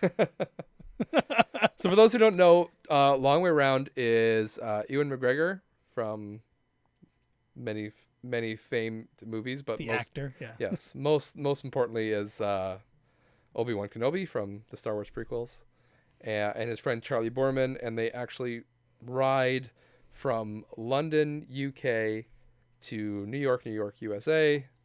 The Long Way Round, such as the title says. So they drive through London, through Europe, through Asia, over to Alaska, and then down through Canada and the States. On motorcycles. On motorcycles, yes. So it's a great series. So that's a Long Way Round. Go and watch it. It's great. Pretty early, like, reality TV. Something like this had never really been documentary. Like they've got helmet cams, which is pretty novel for 2004. It came out, I believe, or maybe that was made. I'm not positive, but 2004 to have the number of cameras they had on their bikes, on them, walkie-talkies plus voice recording, batteries, all that stuff is pretty. Like pretty you can do all advanced this for that time. You can do all this on your phone nowadays. Like you don't need anything. Yeah, exactly. But back or then, like GoPros, right? Yeah. I was just they were talking about testing out the cameras, and I'm just like, a GoPro would be great right now. Yeah. It would do everything you want. It's definitely a level of problem solving that you don't have to deal with anymore. Yeah. But I find that pretty interesting. So what how many episodes in are you? I'm on the 6th, or I have to start the 6th. Okay. I have to start the 6th, I believe. Yeah, it's good. They also have. So they just finished Mongolia, I believe. Okay, yeah. That's the last one I just watched, I think. Cool. That episode will come back in later. I guess that's not really a spoiler, I guess. So they've done 3 series so far. They've done Long Way Round. Then they do Long Way Down. which is from John O'Groats in Scotland down to Cape Town in South Africa. And they ride the uprated BMW GS 1200 instead of the 1150. And they did the 1150 in a long way around, and then the 1200 BMW for long way down. And then just last year, no, I think they did in 2019 because they did it just before COVID hit. They rode from Terra del Fuego in Argentina, so like the bottom tip of Argentina, up to Los Angeles, and they called that long way up. Obviously, they've done everything else, but they did that on electric Harley Davidsons. Oh, I did hear that was coming. Yeah. That is not as interesting of a show, just because I think a lot of it just focuses on the problems of getting electricity. That's like how we're going to charge our bikes, that kind of thing. Yeah. They also have 2 electric trucks, the Rivians, that are built in Detroit. Yep. They got like prototypes of those to come along with them, and they got like a Rivian mechanic to come with them. So it's pretty interesting. That part of it is. I heard about Long Way Round years ago from my uncle, who's a motorcycle enthusiast, and I always meant to watch it. Yeah, it's a great show. Anyways, that episode of Mongolia that you just watched, they when they're doing the trips, they do like charity stuff. So they usually work with UNICEF when they're So they stopped at a UNICEF orphanage, right, in that episode. Yep. And they see a girl there who won't talk to anybody except for this one other girl, right? Yeah. That's the only way they talk. Apparently, like Ewan McGregor was just so like taken with this girl who wouldn't talk to anybody, because they'd only found her like 2 or 3 days before they got there. Right, which is insane. Anyways, apparently, like the memory of her just stuck with him so much that he actually went back and adopted her. Okay. So she shows up in Long Way Up, and she's just like, it's strange to know that she came from like rural Mongolia as like a nobody, and now she's just like a Los Angeles teenager, basically. Well, in the Long Way Round, at the very beginning when they're doing the send-off, Ewan McGregor says, "I don't like to have my kids on TV." Yeah. So that obviously it changes because she was on old TV. enough to make her own choice, probably. Yeah. Too. Let alone she was already on when she was 3. Yeah, she's basically been there. But yeah, he was definitely surprised that there were kids this young living on the streets, basically, too. Yeah. And they were living in a hole in the road, like, or a hole in the ground, like literally. Literally, yeah. It's crazy. So yeah, good show. Everybody should watch it. Yeah, if they had done the UNICEF stuff, it would have been, I don't know, less eventful, less humanitarian, more about just we're guys just gonna do it. Yeah, trying to do a trip for the sake of doing a trip. But I mean, he's a celebrity, so he's probably already got those charity ties there. Yeah. Hmm. Well, you might as well, right? So, I mean, it's stuff like that whenever I get the hankering that I want to go for a bike ride or a long bike trip, like I'll just watch one of those, and I kind of get like a secondhand fulfillment of like I've kind of been on a bike trip, because I've been on those kind of trips before. Nothing obviously that extreme, but I've gone not for 3 months away from your family. No. Well, okay, planned to be 3 months. Like the longest I've been on a bike trip has been like a week, so it's not been crazy. But they're a lot of fun when you can do them and you pull them off. So I do the same thing with like an off-road trip. I've done off-road weekends, or take my truck that I had at the time and go for a long weekend up north and camp or stay in a cottage or whatever else. And same thing, watching videos on YouTube kind of fulfills that a little bit, just to get a little feel for it. Yeah, scratch the itch a little bit to prolong the actual event happening, especially now with COVID stuff. Well, now's a good time to do it, because you're not going to be near anybody. You just kind of go out and do it by yourself, right? Yeah, but there's nowhere around here to do it. Yeah, so you'd have to go north, right? So you're going to end up staying somewhere. Yeah, bring a tent. Sleep in the truck. Yeah, there are places to do that, but I don't have a truck anymore. But you could. You could have a truck. Could. Just borrow a truck. I did try calling the guy I sold my truck to. That's sold as far my as you truck in got? around 2009. I tried calling him, I think 3 years ago now. There was no answer. Oh. Does he still have it? Yeah. Do you know? I have no idea. Oh, okay. I do have the VIN number, so I could go like get a vehicle history report or something like that. Yeah, check it. Try and find out. I wouldn't mind having a different one, because Yeah. that one had issues that they're part of the reason I sold it. Well, your Frame. kids are. Well, your son's getting old to the age where you could take him on stuff. Yeah, with you. I did say years ago, when my son is 7 in 2020, I will buy a 4-wheeler. That has not happened. Well, it's been a. My wife decided it's not happening, basically. Oh, now. okay. Yeah. COVID doesn't help either. I was gonna but say, at the same you blame it on time, that's COVID. not. But then my parents also bought us a 4-wheeler to share, Yeah. like 4 years ago now or something like that. So there's that. You I can can just use that. one. Yeah. It's just theirs is also a big one, so you can't go on most trails. They need to be like pretty wide trails for this thing to fit through. Yeah. Well, I mean, if he's only 7, you're not going to go on like some pretty gnarly stuff anyway, right? Like you don't want to. But that if you had a 4-wheeler that you can stand up on, like more like a dirt bike type, Okay. Yeah. like a smaller 4-wheeler, it can get through Yeah, rougher trails easily. Yeah.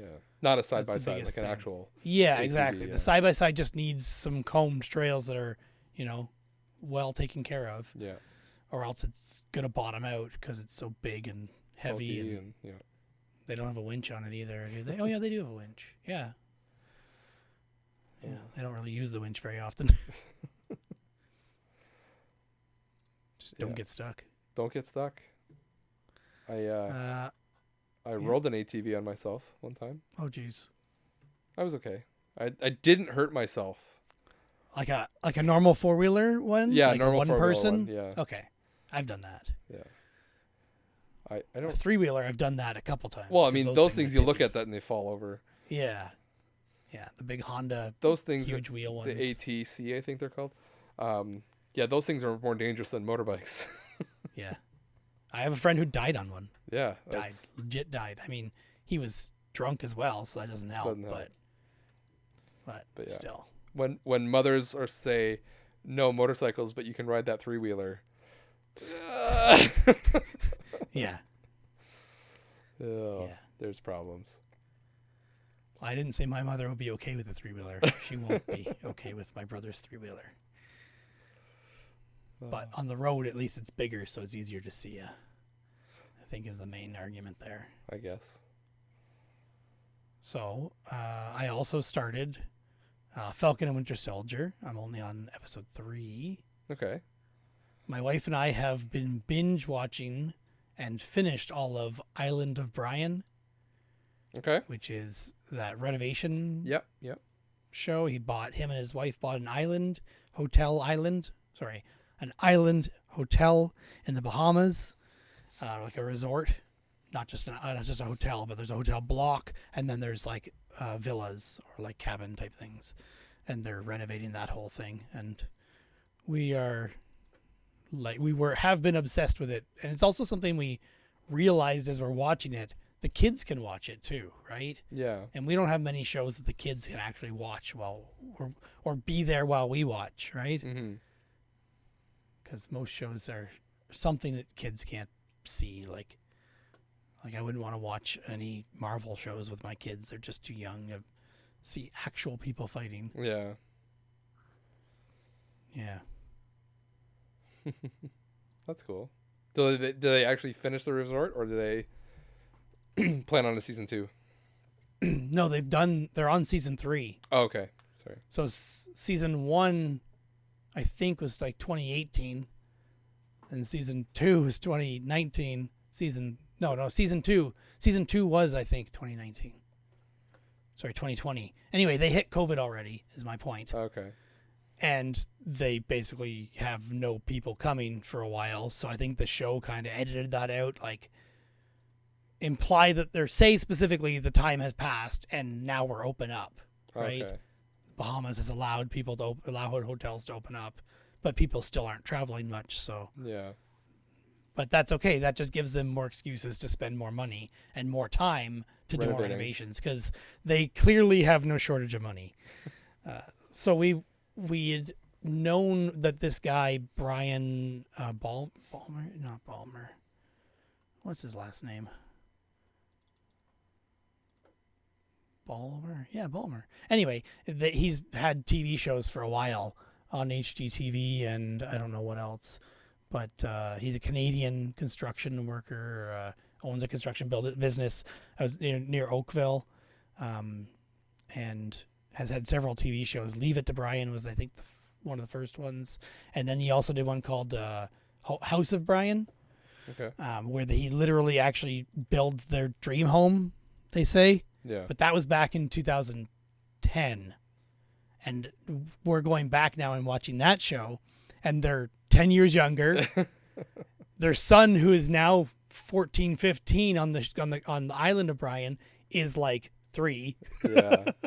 or 4. Like, big difference. And they have 2 extra kids that weren't there in the old show. But they're building what they call their dream home in this 2010 world. But if you see now on the new show, they go back to their real home, and it's a much bigger home than this dream home that they're building in 2010. And I also heard from STC Pod, because I think Bill might be where I heard about this show. Yeah, Bill was talking about Island of Brian. That's where I finally got the push to actually go and watch it. But they were talking about how this guy has like several houses. He has like the big house that's a several $1 million location, and then they have a cottage that's another one, and I think they did part of that on one of their shows too. And then he has several other houses. They bought one in Florida just to be close to the Bahamas in this show, the island show. Yeah. So Cool. yeah. But it's neat to see some renovation stuff. Not that we're going to do that anytime soon. I was gonna say, when's your next renovation? Yeah, never. Oh, we'll have to do a kitchen and a bathroom sometime, but I'm not Yeah. looking forward to that anytime I soon. think that's on everyone's list. Yeah, our kitchen's still pretty original from this house being built in 93. Our Yeah. our kitchen also needs to be done at some point. I think it's original from when it was built.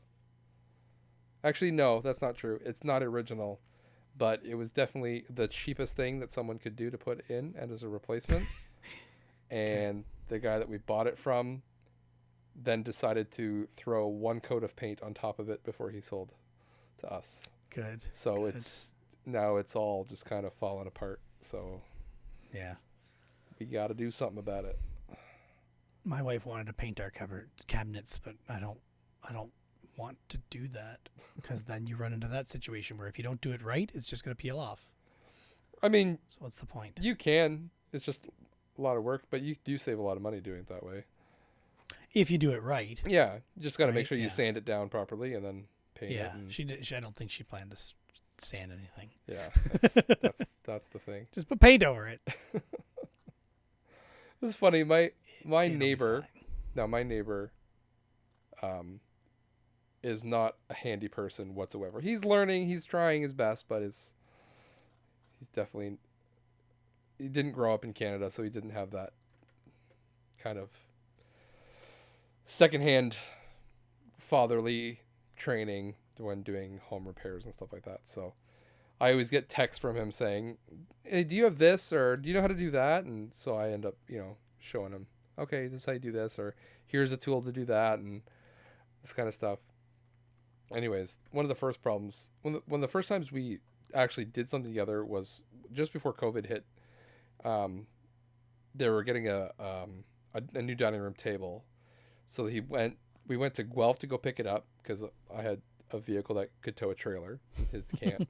So I'm like, whatever, throw it in the trailer. So we went and got it and bought it back, and it's this old, like a really old, like almost like a harvest table. And he was just like, okay, I'm gonna refinish it, and it's old, it needs to be refinished, so I'll refinish it, and we'll save a bunch of money. And okay, so then, over the next couple of weeks, it's, hey, how do you do this, or So I had to explain, okay, this is how you take the varnish off. This is how you want to sand here because the varnish stripper doesn't hit that area, and okay. It's just a lot of stuff. And so then I go to see him, and he's got his sandpaper out in his hand, and he's kind of rubbing it. I'm like, here, so I give him my sander so he can do that, and all just one thing after another. And then I don't think he realized how much work was involved in refinishing a table and a set of chairs. So I think he was working on it for a solid 2 months, and then next thing I know, I see a delivery truck. And he's getting a table and chair delivered. He just went out and bought one. That's it. I give up. Yeah. See, I've got one neighbor on one side of me who's retired and refinishes furniture for fun. Okay. And then I got a neighbor on the other side who is a police officer full time, and he's renovating his entire house himself, basically for something to do. Yeah. He's divorced. His kids are teenagers. Yeah. He needs something to do. Yeah. That's funny. So what you do is you take all the cabinet doors off and you give them to your neighbor who refinishes for fun, and let him do it. And then you just he'd have want to to get install paid it. though. It's cheaper than buying new doors. Probably. You just throw some new hardware on there and you're good to go. You got a fresh. I've already thought about asking him, but See? he's also one of the neighbors that you walk out of your house and he disappears into his garage.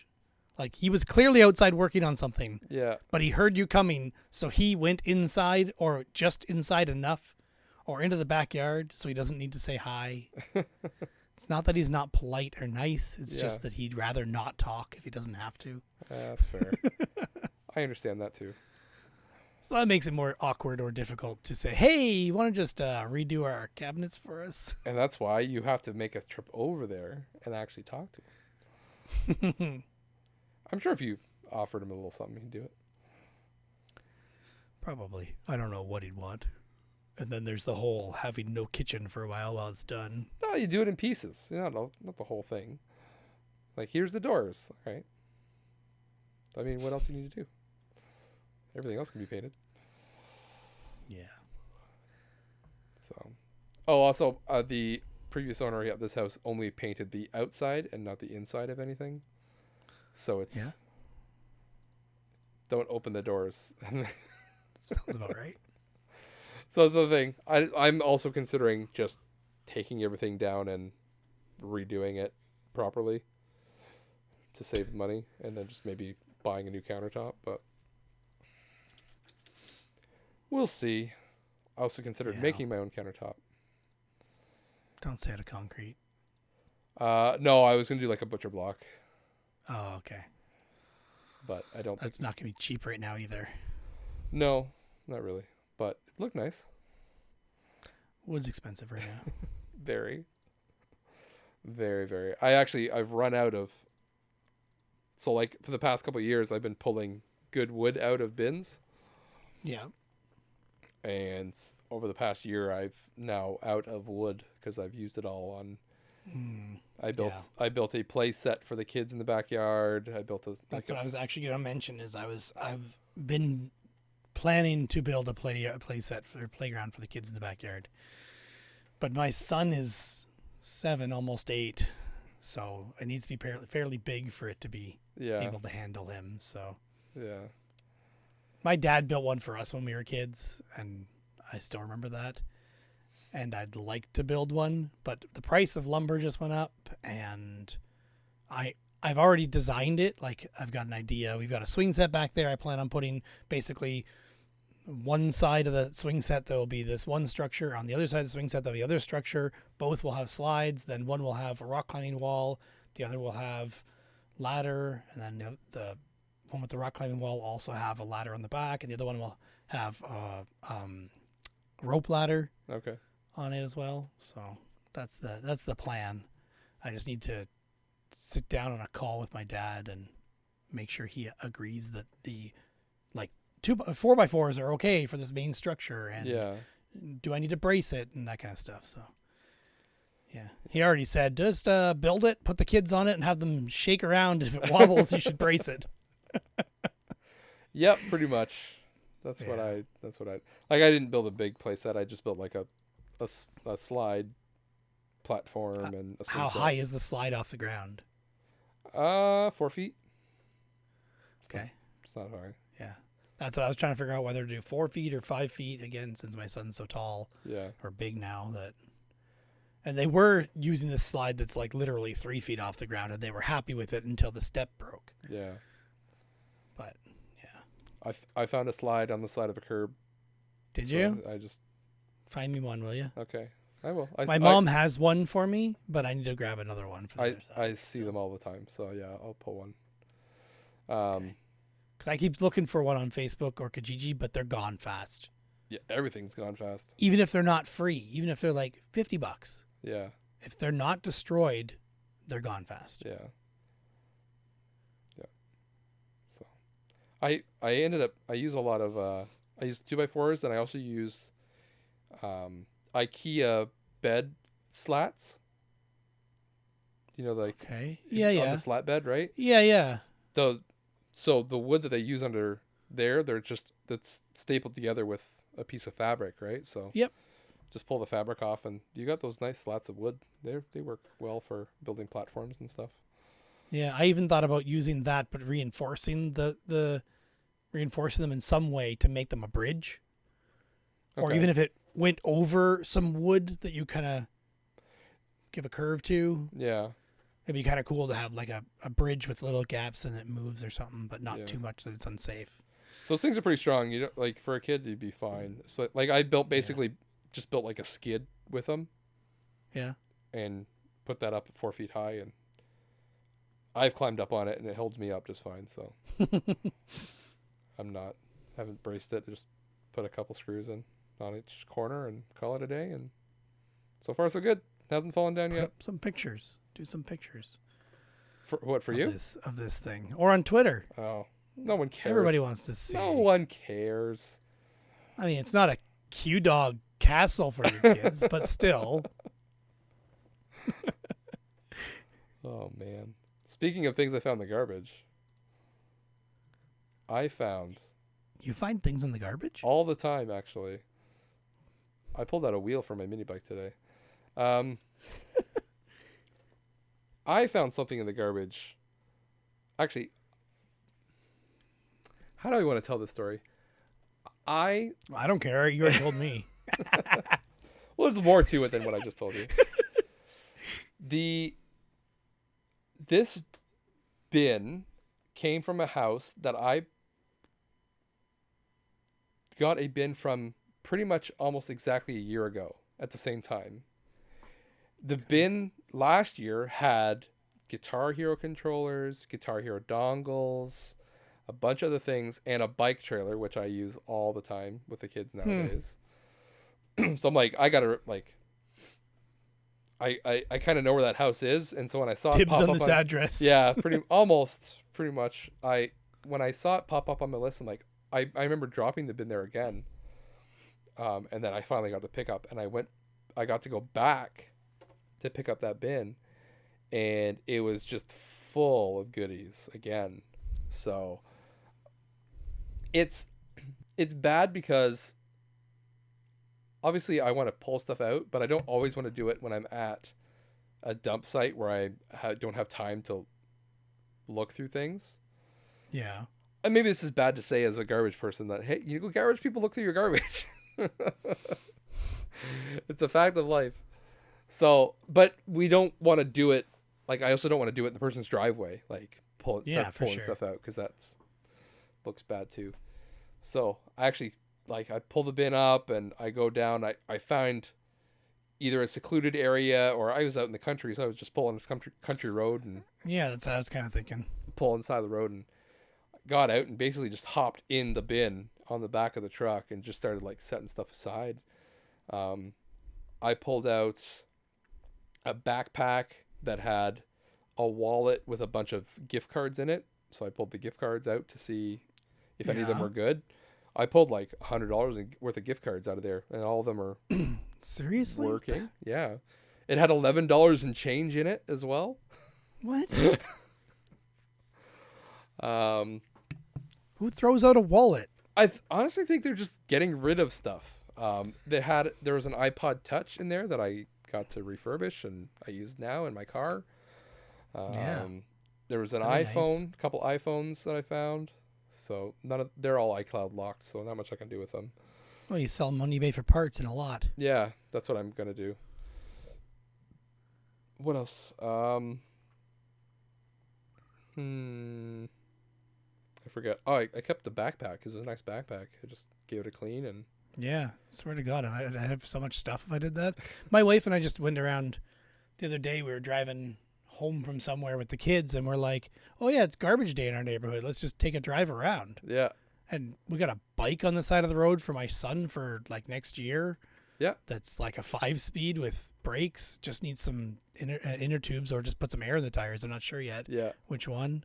She got some planters that she can use, hanging planters for strawberries in the garden, and garden hose. Yeah. A garden hose reel, like those Yeah. big They expensive always plastic throw boxes. yeah, those things always get thrown out. Like those are expensive. Yeah. We have the exact same one as that one. It's crazy, believe man. it. It's crazy what people throw out. So, they had a nice, I couldn't pull it because it was way too big, but a nice like Sony. It's because you didn't call for help. Yes. Take a drive by Derek's house. How far were you from Waterloo? It was in Baden, so it's It's not that far. not that far. I was probably flying only 15 minutes away from you. Well, see, I should have just given you a shout. I spent a good 15 minutes in the back of that bin. I'll tell you that much. Anyways, a nice TV. I finally got a remote for my Trinitron. It wasn't a Trinitron TV, but the remote works for my Trinitron. So, A Sony one. Sony, So Sony yeah, remote? Sony remote. Yeah, okay. Not a Universal is what I meant. No, yeah. I pulled out a train set. Mighty Q Dog would be happy to see that are here. What Can't- size? What scale?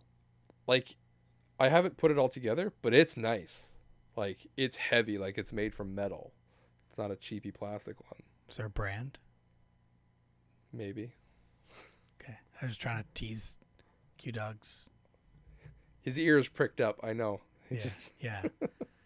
No, they didn't. He's not going to listen to this. I think he does because sometimes he talks about us on his Q Dog in the Q Dog house, Yeah. and then my ears perk I up. don't believe anybody listens to us.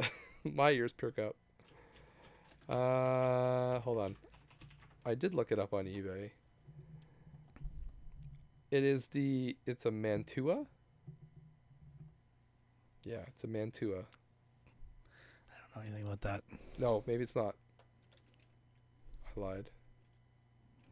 You're a liar. Don't lie to me. This is riveting content. I know. I can edit this. I won't. Not if I keep talking. Fill some space here. La la la la la. Well, the only thing I have left is some more questions for you, so Okay. I can't really fill any space. Let me double check these notes. Yeah, that's all that's left. And then, of course, number reveal. We do have a very interesting tweet from Self-Destructo, Jeff, that he sold over $4,000 worth of stuff on eBay in the last month. That is Or last, sorry, 90 crazy. days, 3 months. That is Crazy. crazy. That was in response to his previous one. Self-Destructo, expect a call from us at some point if you're listening. Yeah. It's gonna happen. I don't know if I'm following him or not. I thought I was. Yeah, I don't see a brand name on it. But if I told you what kind of train it was, it would kind of give away what it is. So, anyways, nice train set. I think it's only missing 1 or 2 train cars because it's part of a set. But it's got like a really nice like speed controller on it. Like you got a big dial on it, that kind of thing. It's cool. I'm gonna make a video for Mighty Q Dog. He did say he wanted to see it, so at some point that'll come up. I don't know if it'll come out before this podcast, probably not. So, anyways, but the best thing I found in there, I saw this leather case, like a brown leather case with a little bit of like, with a gold, I would say embroidery because I don't know what it's I don't know, embossed. Is that the word? Embossed, yeah, like Sure. indented, right? Yeah, a little bit. Yeah. Just kind of printed on top. And every time I've seen one of those things, it's either been A, a cutlery set, or B, a poker set. Every time. So Okay. that's initially I picked it up. It was kind of heavy, so I'm like, oh, it's probably cutlery. But then I shook it and it didn't move at all. Like I didn't hear any clanking or Yeah. anything. So I'm like, oh, it might be like just a really high quality poker set. Anyways, put it aside just to check out because later. Um, did my dig around, found some stuff I got excited for. Finally get back to putting stuff in the truck that I'm going to keep. I took that case and I looked at it and I opened it and it's full of coins. Now coins can go either way. They can either be worth what's minted on them or they can be worth less or they could be worth a heck of a lot more. It's like I All guess over the game. all over the board, place. But it was a case full of $5 and $10 coins. So if I just took them for what they were, I don't know if they were circulated or not, so I don't know if they would actually hold the value that's put on them. But the value of the coins of themselves was I think around $250 for all of the coins. And then I did a quick search on eBay just to see if it was worth anything, and I was astounded to find that it's actually the last set that was sold, complete in box like the one that I had, sold for $1,400, You suck. which is insane. Now, don't worry, it hasn't sold yet, so it doesn't factor into our discussion for our profit thing. But you can bet everything that it is up on eBay right now, and it's got. I just found it. Did you? Yeah. It's. I already got a bunch of watchers on it, so. If you're interested in what it is the. Well, you got the listing. What is it? 1976. 1976 Silver Canadian Montreal Olympic Games 28 coin set in original box. 1 viewed per hour. Is that my listing? 1 viewed per hour? Yep. Oh wow! Yep. I'm getting a lot of heat. I should start refreshing. Just refresh.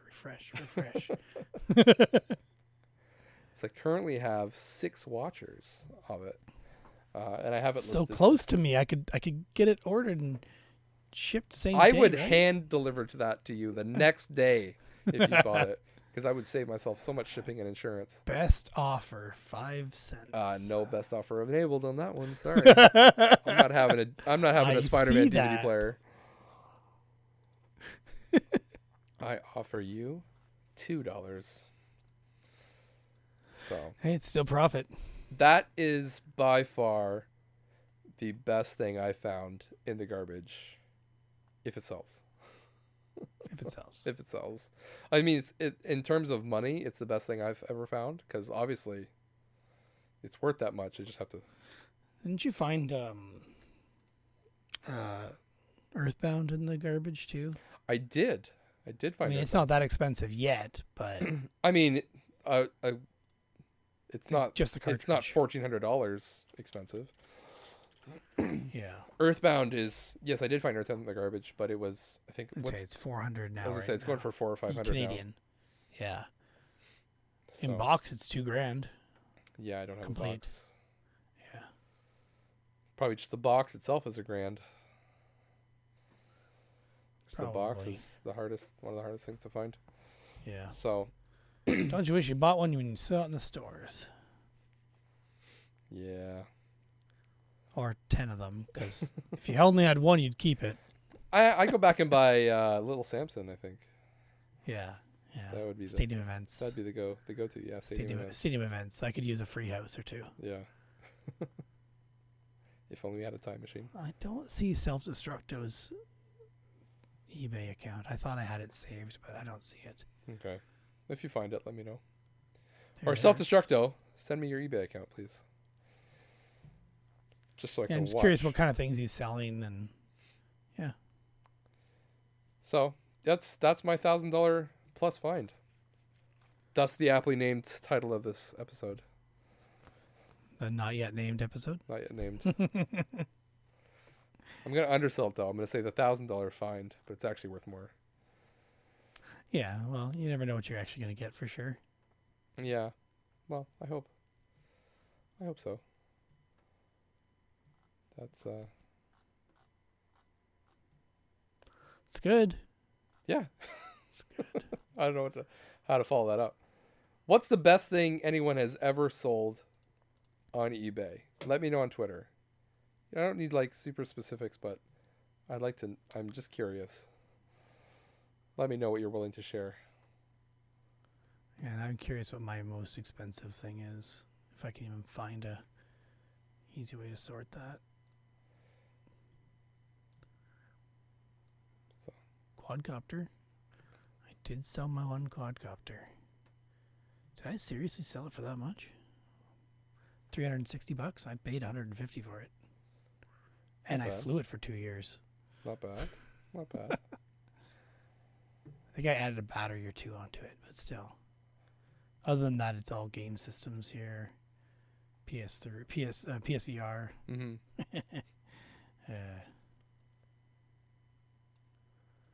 Yeah.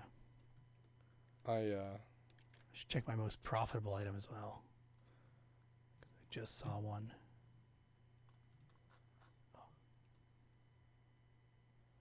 Pretty sure it was. I don't know. My most profitable item. Yeah, but that's something I modded. Yeah. Doesn't count.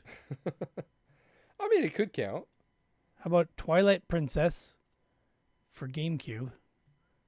That I got the disc fixed. And I paid 66 cents for it. And I sold it for $40 to a store. That's 5,960% profit. That's not my only 9,000% profit either. 9,000%? Sorry, 5,900%. 5,000%. Okay. Yeah, sorry. Let's say Yeah. the most. Here's another one. Original Pikmin for GameCube. I bought at a garage sale for 50 cents and I sold it for $30. That's back in 2015.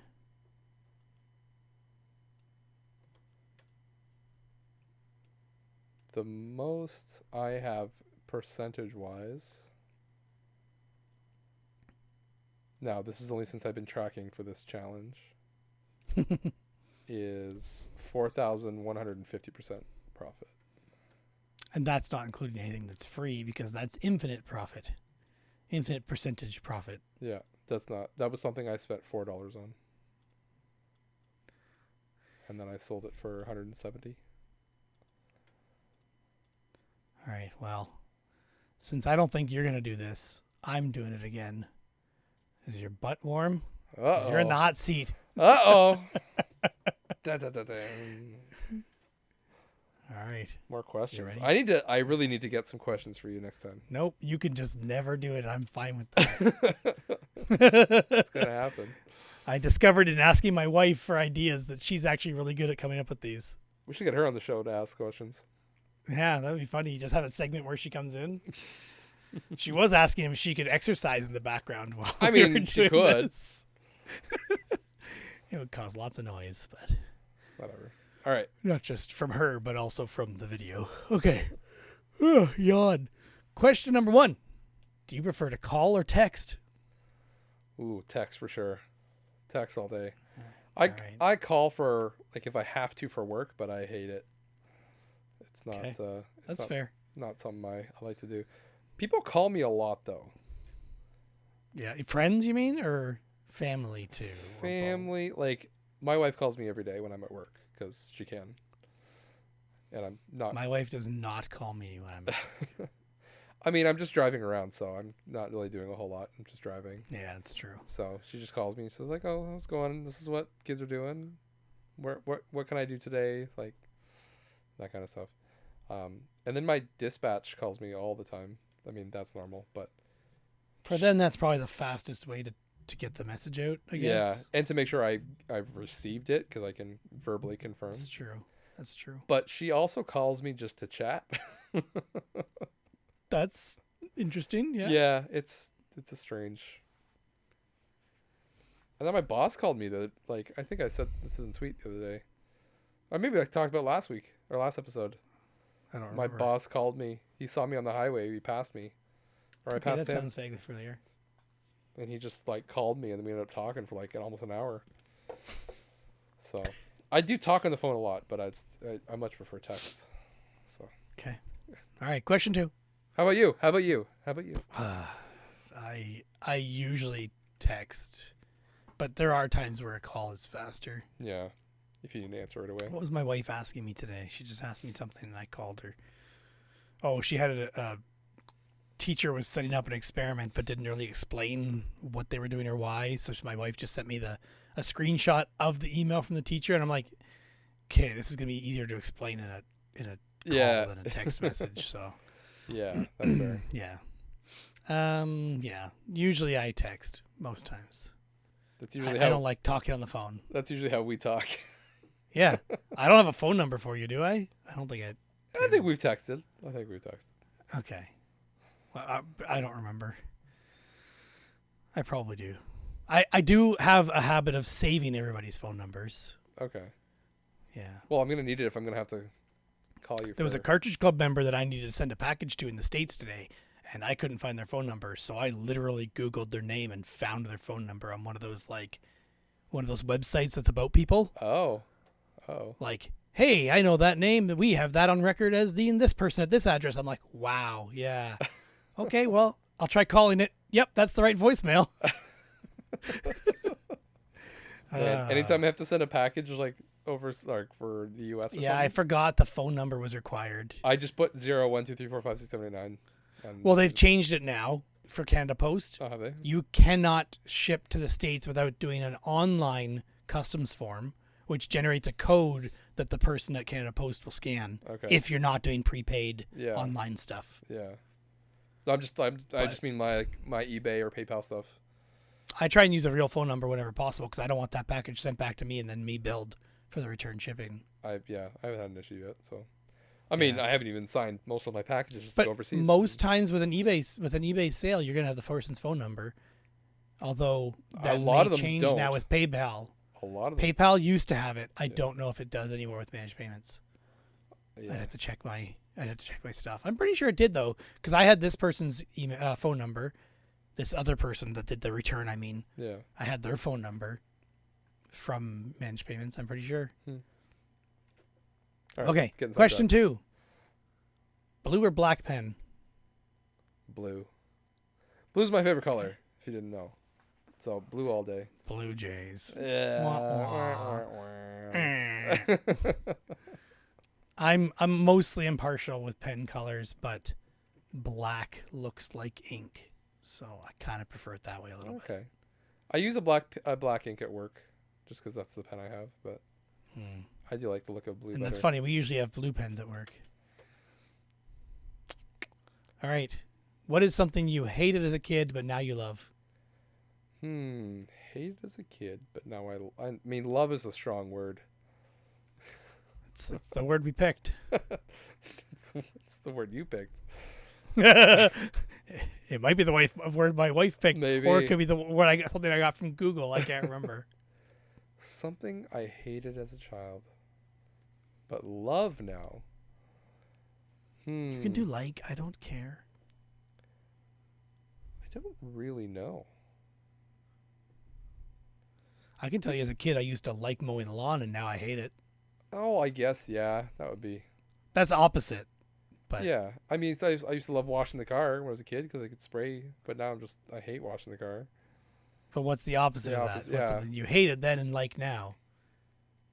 Beer? Like, Oh, yeah, okay, yeah, of course, beer. It's because it was illegal for me to drink. that never stopped my siblings from putting it in a pop can and feeding it to me. I guess, but still, that's a bit of a cop-out answer. It's got to be some kind of food, my guess. Probably like cabbage rolls or something like that. Like I could not eat cabbage rolls when I was a kid. How about kids? Did you used to hate kids when you were a kid? And now you love them? No. No, it's the opposite now. I used to love kids, and now I don't like. That's good. That's good. I like it. Cabbage rolls. I'll say cabbage rolls. It's not something that Alright. I just kind of grow into, I guess. I can't think of anything that I used to hate and now I like. No. My food tastes haven't changed since I was a kid, so it doesn't really matter. That explains a lot. Right? All right, we're moving on to the next one. Since you answered the last one related to this so well, I liked it was an interesting answer Okay. and so detailed and graphic. This time it's, what's the weirdest thing you've ever eaten? Oh, that's a bad question to ask me. You know, I Because you lived in lived abroad? Africa, right? Yeah. I don't know. What do you want to hear about? The time I ate rats, I ate bats, I ate snake, I ate lizards, I've eaten pigeons, I've eaten dogs, I've eaten. Take your pick. What do you want to hear about? Which one's the weirdest? Um, Or even the weirdest texture or taste? Probably the one I didn't like would be like the field rat. And when I talk about a field rat, I'm thinking think about the size of like a gopher, but like a rat tail. That's about. Okay. And that did not taste good. I did not like that one. But the rest of them were pretty good. Like we used to hunt fruit bats back in the day. We'd go to the mango trees and with our slingshots and get them out of the tree. Nowadays we know that those kind of things lead to like, Ebola and COVID potentially. So we don't probably a bad thing to have eaten back in the day. Maybe. Maybe. Snake is surprisingly good. It tastes like chicken, but the texture of fish. Oh, weird. Yeah, but good if prepared properly. Texture of fish is one of the worst parts of fish, I think.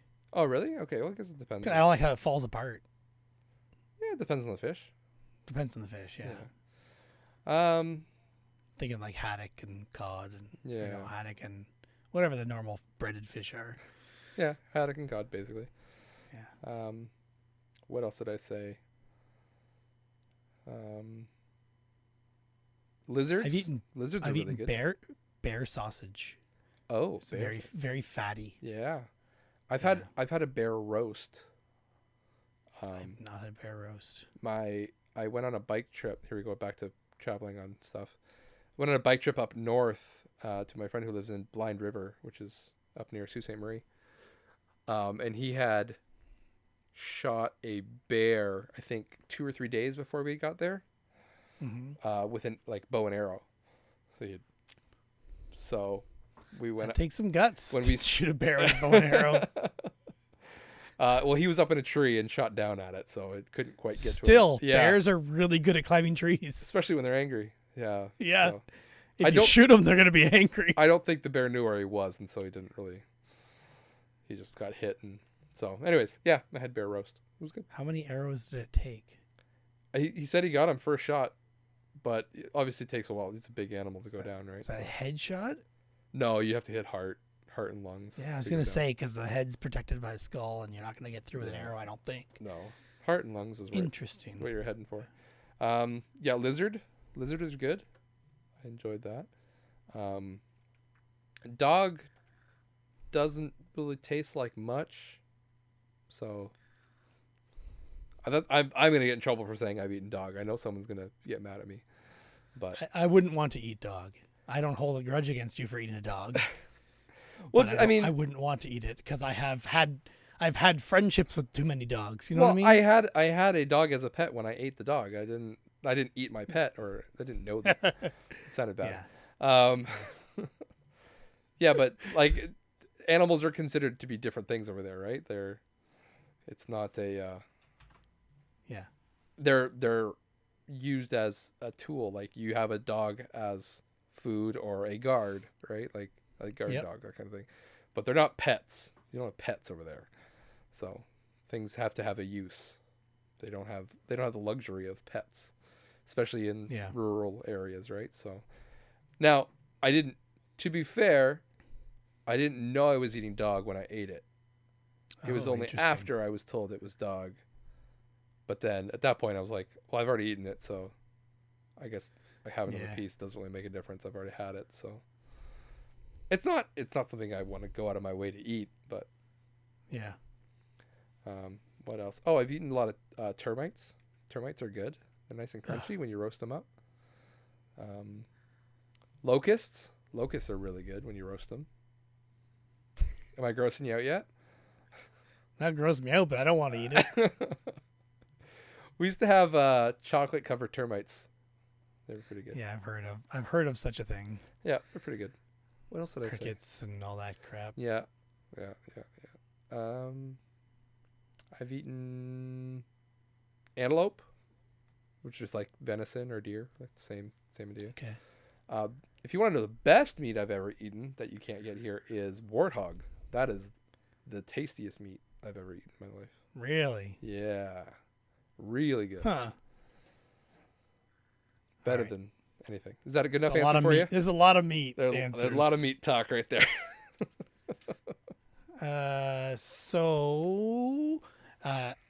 Pretending there is no COVID, Okay. it's Friday night. Yeah. Would you rather stay in or go out? I think it would depend what friends are involved. Are I friends think involved? It's supposed to be involved. It's supposed to be up to you. Okay. It's up to you. Well, see, my Friday nights were generally get a bunch of people over and play games or watch a movie every Friday. Yeah. So then in that case, it was stay in because it was Yeah. cheaper. Your friends all came to your place. Yeah. Yeah. So, I mean, I would love for that to But happen. go out could be go to a friend's house as well. That's right? true. And we would switch it up sometimes if someone could volunteer, but most people didn't. No one ever did. Yeah.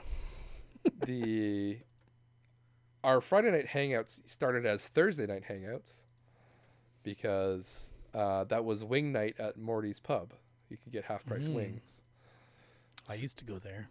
So we did that for a couple of months. We'd go there every week, but then we were all broke kids who couldn't afford to go there every week anymore. So it turned into pizza Thursday nights at Josh's house.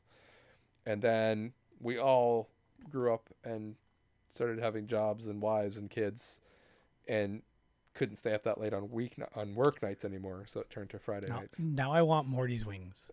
You're welcome. They're delicious. I had 2 slices of campus pizza today. Ooh, how was that? It was pretty good. Yeah. I did burn the roof of my mouth a little, but that's because I was so hungry. On the way home from work. Nice. Didn't that spoil your dinner, Derek? That was dinner. Oh, okay. Cynthia and the kids were out. So. Fair enough. Yep, that's your hot seat. That's Your my hot hot seat seat. done. Ooh. That's all the questions Cool I have enough. today. I'm gonna have some for next week. No, you're not. What? I'm gonna come prepared next week. Next month. Why start now? That's a good point. Have you? I know you said you watched that Life of. Not Life of. I was gonna say Life of Brian, but Island. See, my wife went to say that the other day. She's too like, want to watch Life of Brian? I'm like, I'd love to watch Monty Python the movie. He messed up in naming his show. Right? Island of Brian? Is Island that of what you Brian? mean? Something like that, yeah. But And what about it? Sorry. have you watched any movies? Something that you can't watch with the kids? I barely watch any movies. I did watch something though, but I can't remember what it was.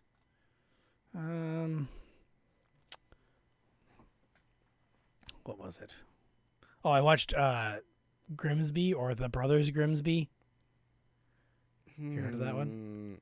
Is that the one with Matt Damon? No, Okay. that's Brothers Grimm. Brothers Grimm. Okay. This one has Sacha Baron Cohen. Okay. Cohen, yes, and Mark Strong. Oh, yes. Mark Strong. Okay. I think I have seen that. Sounds familiar. It's if you've seen it, you'll remember the elephant scene. I don't know if I was fully paying attention when I was watching it. Okay, you may not have even seen it if you don't remember the elephant. Maybe scene. not. Yeah. Okay. Picture the Ace Ventura. I haven't seen Ace Ventura. Rhinoceros. Oh God. Get out. Okay, bye. If you haven't seen both Ace Venturas, get out. I You're not haven't. allowed to be on your own I'll add it to podcast. my list, okay? I'll add it to my list of shame. Not even the first Ace Ventura. I've seen parts, but not. See, it's nostalgic for me. I can't even tell whether it's good if you haven't seen it. Yeah, I Watching know. it now, but like anyway, Okay. Brothers Grimsby, I watched. It was pretty funny. It was pretty obscene at times, especially the elephant scene. Well, it's Sacha Baron Cohen. I mean, what do you expect? A British friend at work, British guy on my team at work, told me about it and showed me the elephant scene first. And I'm like, do I even want to watch this movie? I'm like, well, if it's got that, it's got to have some other good stuff too. So, I also watched. This is way out of there, but Mystery Team, which I has love Mystery Team. I You've love seen it? Mystery Okay. Team. Donald Glover. Yeah, is what I was trying to say, 'cause early everybody will days. know. Yeah. Yeah, it had a lot of people that I'm like, wow, I recognize this girl and some other guy from It's got it. Aaron from The Office. Bunch in of it. people. Yeah. Yes, her. That's what I was thinking of. And I saw her in some other indie movie before that was weird. Yeah.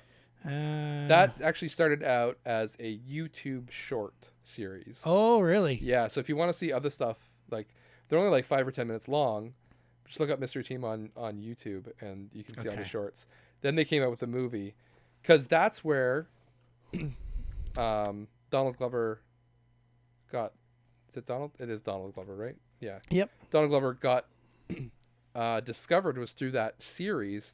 It's kinda what I Tina figured. Fey found him and Okay. brought him on as a writer for 30 Rock. Huh. And then he got enough money and time off or whatever and writing experience that he was able to go back and write Mystery Team and make the movie. Oh, okay. So, yeah, but great. And obviously went on to do Childish Gambino as his music career. And Yeah, I know nothing about that. okay, Childish Gambino he's a very good I know of musician and obviously Community. So, Yeah, Community. anyways, continue. Sorry, didn't mean to interrupt. But yes, go watch. And Mystery also, Team. speaking of Community and Troy, Mm-hmm. who is Donald Glover, Abed Okay. is in the show. Oh my God, Mystic Quest, Okay. which is about a video game development company that basically does an MMO that's similar to like World of Warcraft, Okay. but it's the Mythic Quest. Mythic. And it's by a lot of the guys who did It's Always Sunny in Philadelphia. Okay. Interesting. So it's got that Rob whatever, Mac from Always Sunny. Yeah. He's basically the main character of this show, Okay. basically. And then it's also got Abed from Community. Troy in it and as well. Abed in the morning. Exactly. It's also got Ashley Birch. Do you know Ashley Birch? Speaking of YouTube series. So Ashley name Birch sounds is a familiar. voice actress now, also a writer of video games. Okay. And I think some TV shows.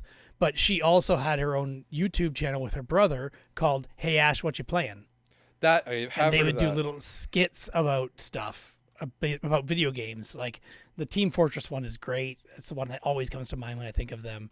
But check out Hey Ash, What You Playing on YouTube. I think most of their episodes were like they were bought by some company or something like that and they take it off YouTube or something. Okay. But I think they put some of the original ones back on or something. Okay. But it's great. Yes, I have heard of that one.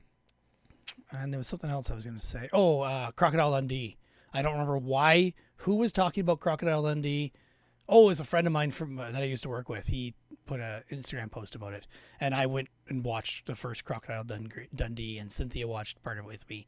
And other than the stuff that's completely politically incorrect now, it was a really funny movie. Yeah, it's classic. And I haven't watched the second and third yet, but I do have them to watch, as you'll find on Plex if you look. Yes.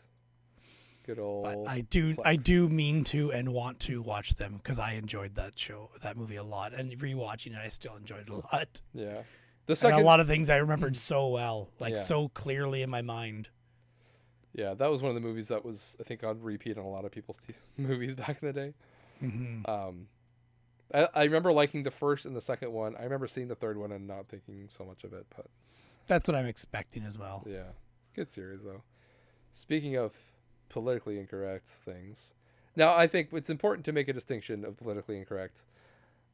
I think you're still able to enjoy things that are politically incorrect if you take them as they are a product of their time. Yeah, that's But what I was thinking as well. Like, it's a product of the time. Not to be dismissive, saying it's okay because it was back then.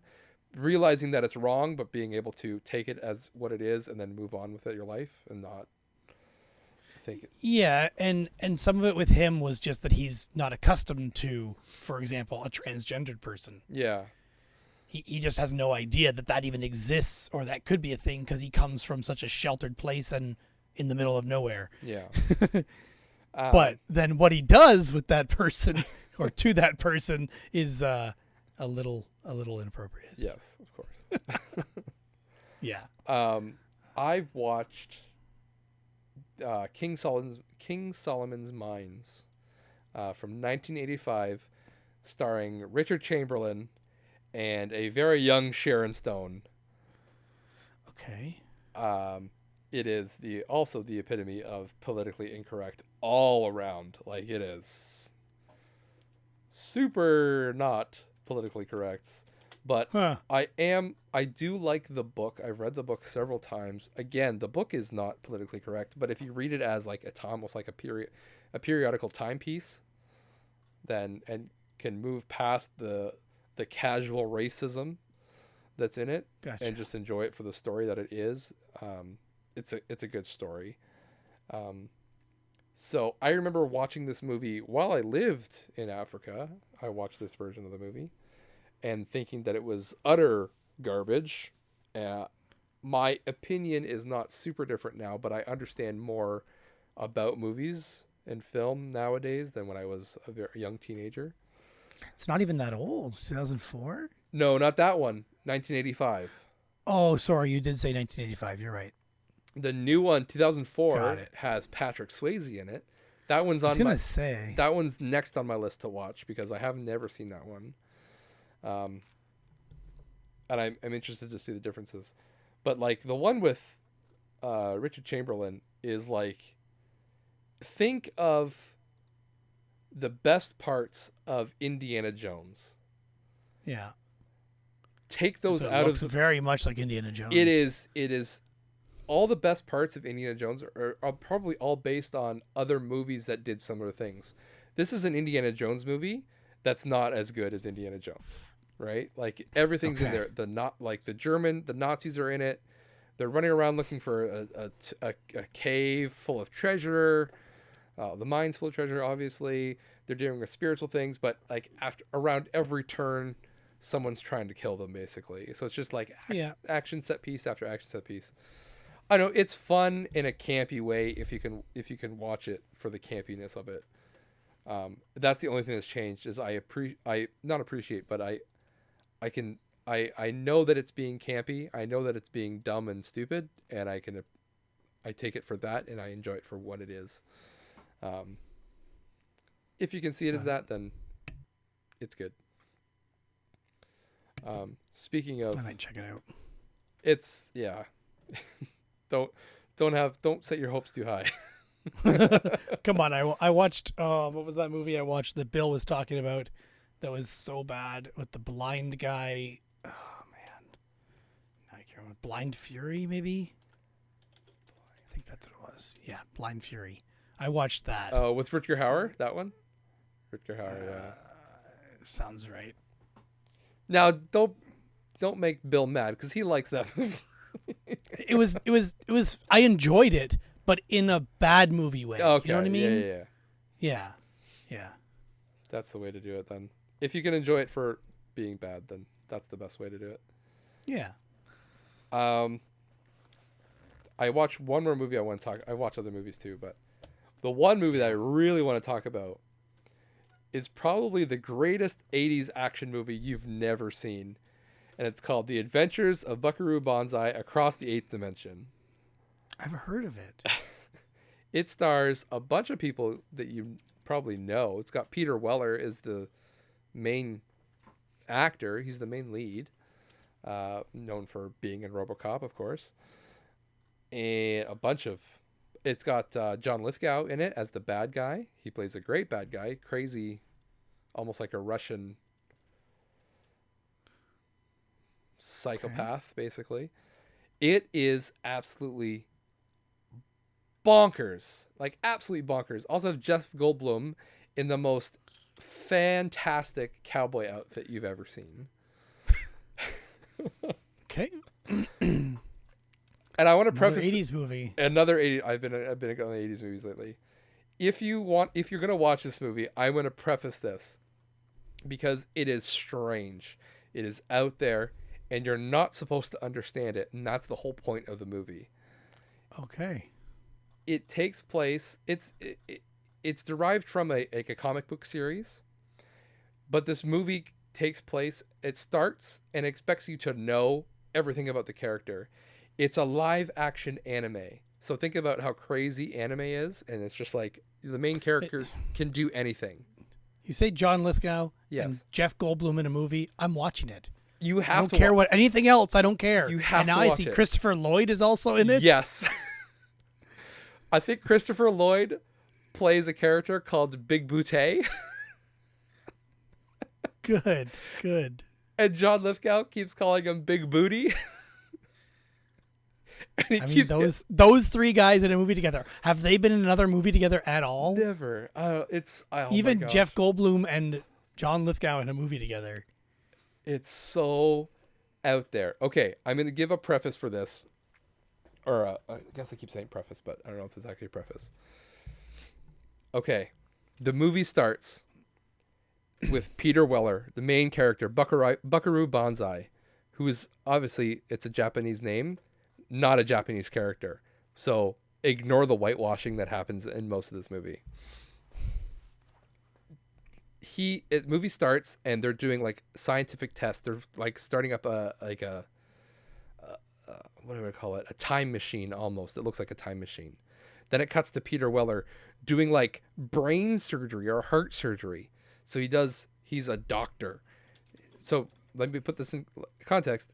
Buckaroo Banzai is the greatest character that ever lived. He can do anything. He does everything. So he's a brain surgeon.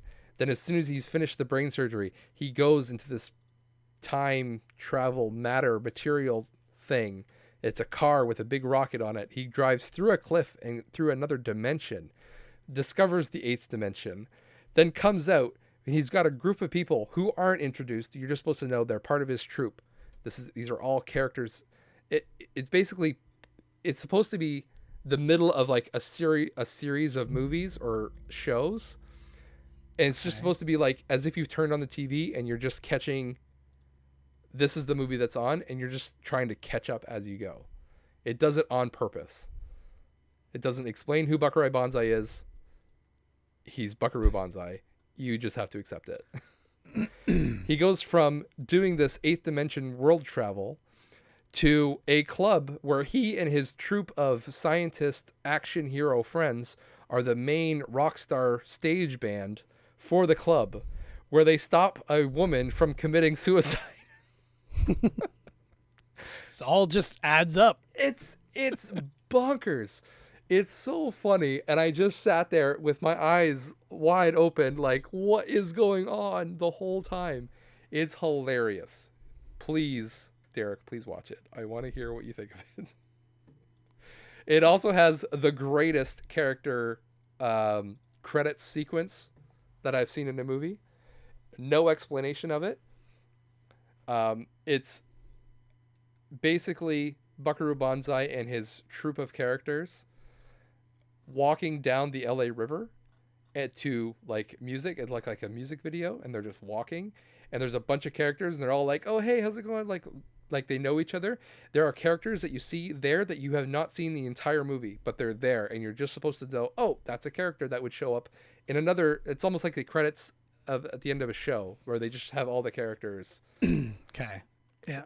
So yes, it's wonderful. It's absolutely wonderful. And I love it. It's one of my new favorite 80s movies. Oh, so good. Just because of how nonsensical it is. If you can get past the nonsense and just shut your brain off and just kind of enjoy it for what it is, the effects It's also, I think it was an expensive movie too to put together. The effects, the costumes, the set design. Yeah, it's pretty nuts. That is Jeff Goldblum. Jeff Goldblum. The Adventures of Buckaroo Banzai Across the Eighth Dimension. Please go and watch it. I will. That's to everybody. If you're listening, please go and watch it. If you need my Plex, talk to me. It's there. Right? Exactly.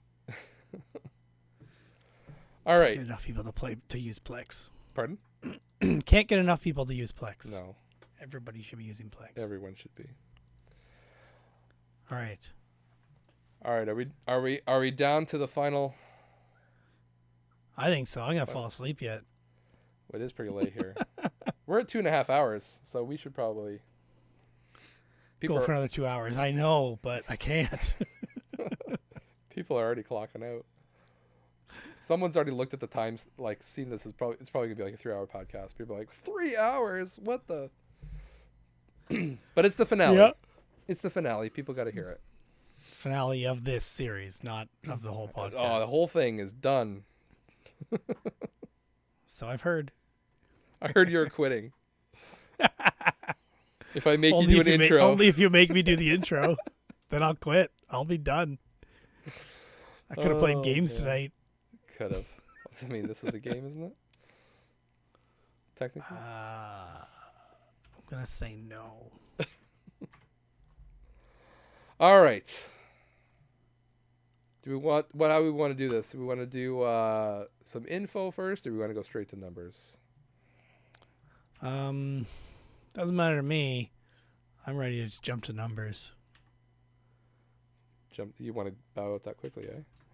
I always want to just jump to the facts. Okay, well, let's put it this way. Let's start with how many sales? How many sales have you done This month? this month? Oh, maybe we should do a recap. Should we do a quick recap? It doesn't hurt. Let's do That's it. kind of I was kind of thinking we'd say that. Yeah, let's do a recap. What kind of recap do you want to do though? Let's 'Cause do I got all the stats. Let's do a full recap. I won't do Okay. like how many items, but we can do like I could do the first. So my first month I did 18 sales.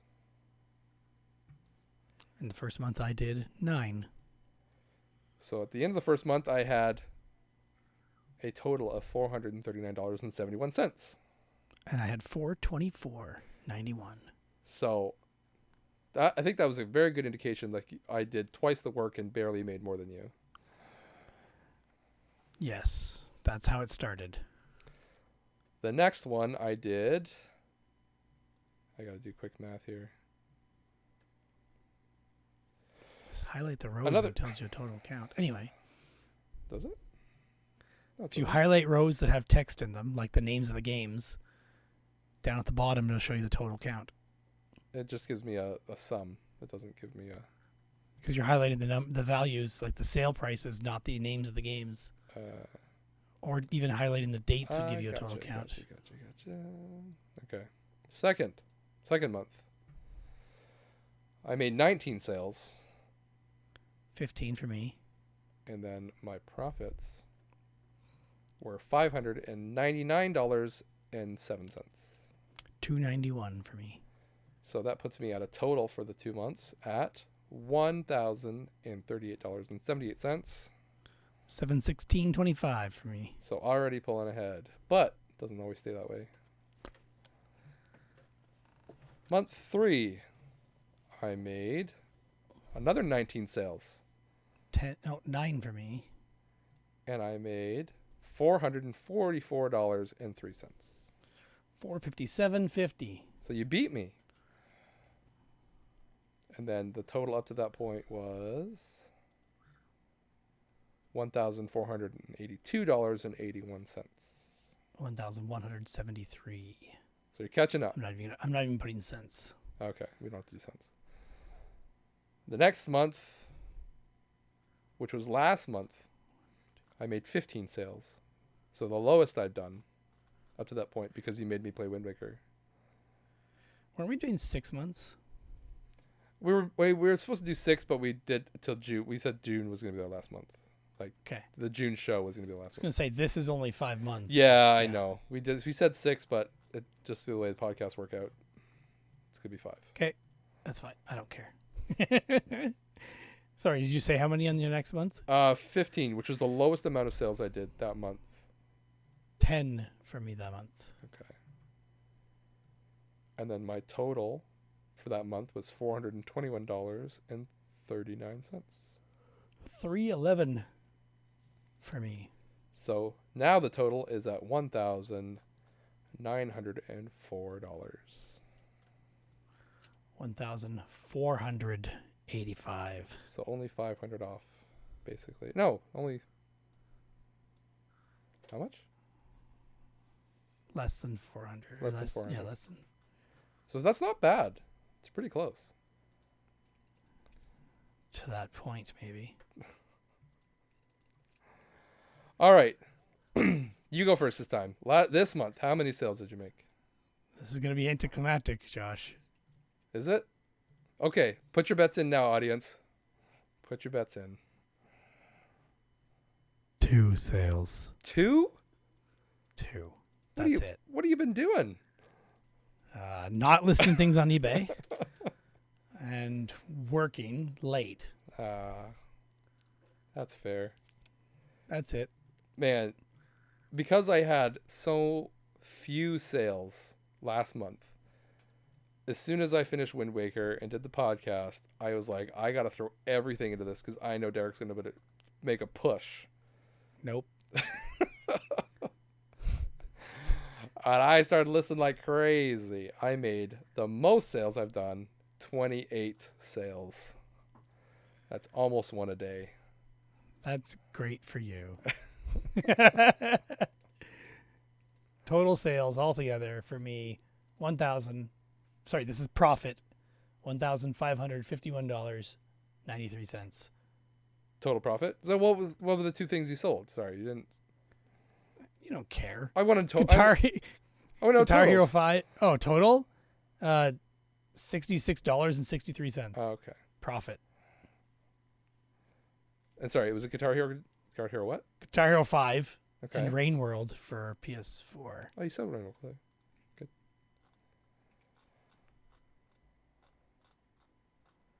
And you? Me. I made. Are you ready for this? No.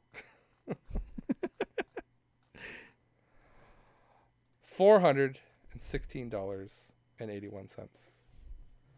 Putting your total at Oh, sorry.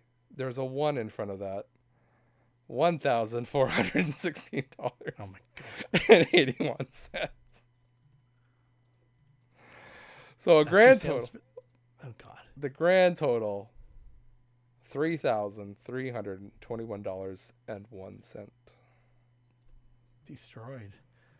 Whew! Hope you like anchovy pizza. Free pizza for me. Wow, Derek, I thought you'd push harder in the last month. No, I had no way to do that. I know. It was impossible. I know. I worked so much extra overtime. I took a day off in lieu time. We Well, have a clearly you- software version releasing. So I took last Friday off work to spend time with my family because I hadn't spent time with them all week. Well, that's your first problem. You should have been listing stuff. To the point where my daughter said, "I don't want you to go to work because I won't see you." Doesn't Yeah. matter. You should make eBay sales a priority. No, I'm kidding. No. That's Yeah. fair.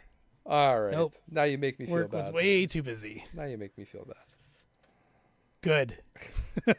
Still taking a pizza though. There it is. I hope you like DiGiorno. I do like DiGiorno. So how about that? Perfect. I made some good sales. I made last month, remember I said if we recorded this the next day I would have had another sale. That was a N64 bundle that was really going to be an N64 with 4 controllers for like $150 I think I had it for $180. Okay. When the guy showed up, he's asked me if what did he ask? Oh, he wanted one with the expansion pack. He wanted a N64 with an expansion pack. I said I don't have an N64 with an expansion pack loose. I have one complete in box that I'm trying to sell. When he said, okay, how much is that one? And I think I had that one at $300 for a complete in box one. He's like, oh, but I also need more controllers because I want to play 4-player. Like I think you want to play 4-player Perfect Dark or something like that.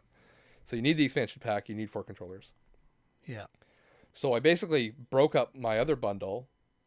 The guy came expecting to pay, $180, and next thing you know, he's buying my complete in box N64 with extra controllers for $340. Just cash. Here you go. Just no problem. Yep. Didn't even argue. Here's your money. So that was. Yeah, I love the upsell. I love the upsells. It wasn't even you initiating the upsell either. No, he wanted it. He initiated it himself. Yeah, it was. I mean, that's the best kind of buyer that I love. And then the next day, I think I sold my final Xbox One console. I had to put money into that one because I had to buy a power cord for it. Yeah. But I still walked away with $140 profit on that. And then the best item that I sold a bunch of random stuff too. I sold Pokemon cases. That was your tip from last week or last episode. Yeah. So I I have sold 2 of those I haven't listed. I sold a Heart Gold case for $55.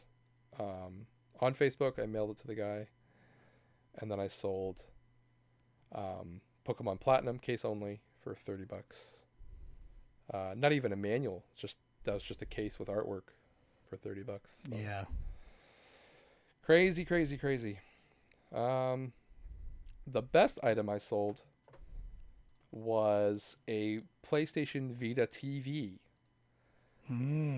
Now, I bought that several years ago when Best Buy was clearing them out for $50. Okay. Yeah. And I bought 2 of them. I had one already for myself, and my initial plan was to buy one for $50 and then hold out and sell it for $100 later and just kind of double up. I sold one, I think, for $90, and then the other one I just never got around to listing, and I just had it in my collection. I should have kept the other one as well, but I listed that one for, I think, $475, and it sold. So after like eBay fees and PayPal fees and my costs, my profit on that was $355. So that was the most I'd ever sold on eBay ever. I think that's the most expensive item I've ever sold. So I took extra precaution on that, packed it up nicely, put extra insurance on it. So those PS TVs are selling for pretty good money, aren't they? Yeah, and this one was brand new. Like I never opened it. Yeah, I know. I realize that, but even the ones that are open, selling for 200. Like someone's asking 266, and eBay says trending at 327. Yeah. 327. I've got one sitting over here that I've never used. There you go. It's just hooked up to my TV. Just because. Not being used. It is a collector's item for sure because it's very niche. I'm never going to use it. So, and this was, by the way, the bundle I sold was the Lego bundle. So it had a DualShock 3 controller in it and a game voucher code for Lego, the movie, the video game. Not that the voucher code's not that it's good anymore. Anyway. Yeah. So, but yeah, that was very happy when that sold. I started that one at, I think I started it at 500 and was slowly working it down. Okay, I remember it being at 500. Yeah. So it finally sold. I was very surprised when I look at my phone. I just got to work because I was selling something else. That DVD player. I sold that Spider-Man DVD player. I had it in my car when I got to work, and then I pulled up to work and parked and looked at my phone, and it just said it had sold my Vita TV for $400 and some. I was like, what? Okay. Okay, I guess so. So, yeah, it was That's funny. it's good. And then It's I made a it's a final good sale. sale tonight. I sold Wii Sports for $20. Well, like I said, I sold the game and then the guy retracted his money, so I retracted Count the it. sale. Cancel Count it anyway. I actually have another. I did not count it because I'm not dirty. I do have I also have a sale that is going to be a potential return that I didn't include. I have a PS3 keytar for Rock Band 3, Okay, yeah. the keyboard. In that bin where I found the coins, laying on top, and this was my giveaway to look in the bin, was the receiver for that controller, which is Okay. not a common receiver. But in Yeah. that bin last year, I found a bunch of Guitar Hero controller receivers for PS3, and I made a good couple $100 off those. So not surprised it was there. I don't have Rock Band 3 to test that controller, but everything turned on properly and looked like it worked. Yeah. So I listed it as kind of like as is, and I said in the description, like, I don't have the game to test. All the lights come on. Like, I don't know what more you can do. They're selling for like 70 to 80 on eBay. I listed it for 50 locally. Some guy came to get it. He came from a bit of a drive to get it. Paid cash in the mailbox type thing, and then I think within the next couple hours he messaged me saying, "Hey, this won't connect to my PS3." So I was like, "Okay, like, no worries. Like, I can give you your money back."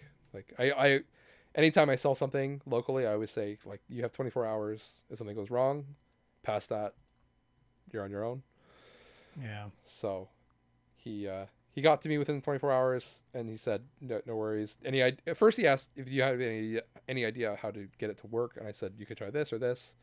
It wasn't working, and I was like, okay, well, you can come get your money back. Like, I'm not trying to scam anybody. But he was just like, man, it took me forever to get there. Like, I don't want to come back. I'm like, well, I don't know what else to do. Like, Yeah. you're welcome to come get your money. And he's like, okay, I'll come back tomorrow. But in the morning, he was just like, yeah, I'm not It's coming pretty today. weird. Pretty weird that it didn't work though. Yeah, I don't know. So So even light up is what I wonder. And everything lit up when I plugged it in here. So yeah, I mean, when he plugged it in, did it also light up? he Or says the is it light a keeps problem with blinking and yours? it won't connect. So Okay. I did the whole, like, make sure you're pressing all the sync buttons properly. And then you don't know where he got the actual key I don't know if controller he's used. board. So No, he had could be the. using I the was selling the Xbox board. one, no? I sold him the keyboard as well. It was the controller Oh, and the okay. receiver. Okay. So yeah, it all should have worked. Batteries. The batteries were good. So yeah, who Okay. knows? And you know what? I think I may have pulled that keytar out of that same bin last year. It's been sitting in my car for like a year. So unless maybe the cold had something to do with wrecking it, but Seems unlikely, but you never know. yeah. Who knows?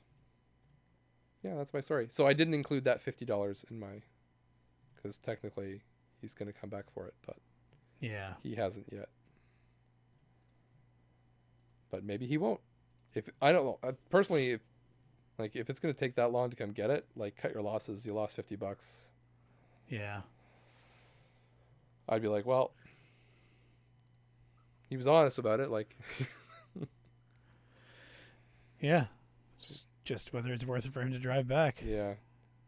At that point, try to just scam someone else with it. You're saying you scammed him? No. No. Josh just admitted to scamming. You heard it No, here. I'm saying he should scam somebody with it. Somebody else. Yeah, he should scam Another somebody else. person. Yeah. An additional person. So yeah.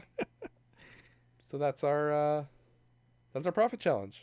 Hope it was fun for everybody. It was fun for me. Kind of stressful at times, I but sold a bunch of stuff. It's good. I think it was worth it. I could sell more. Yeah. But I think we're going to take a break from the profit challenge for now. So with that being said, we need you guys' help if you're listening. We're gonna take a month off, and we're gonna leave it in your hands to come up with ideas for us because we're lazy. we need something else. We need We're just smart. Crowdsourcing is a good way to get lots of opinions. Yeah, spitballing. Get the ball Yeah. rolling, that kind of thing. Give us some ideas. We may even take some ideas and kind of modify or change them. But let us know. Hit us up in either on Twitter or on DMs or somewhere on YouTube comments, wherever. We'll find it. Let us know a challenge we could do, or You can just write it on a piece of paper, put it in your pocket, and we'll know. yes. Yeah, just let us know what we can do, challenge or game or bet or something. Let us know. We're open to suggestions, and we'll come up with something different for next episode. I think, like aside from a bet or a game or something like that, we'll do something different next episode. Hopefully, fingers crossed. Yeah. So Maybe. No promises. We've learned. We haven't learned, but we've learned from other places not to make promises.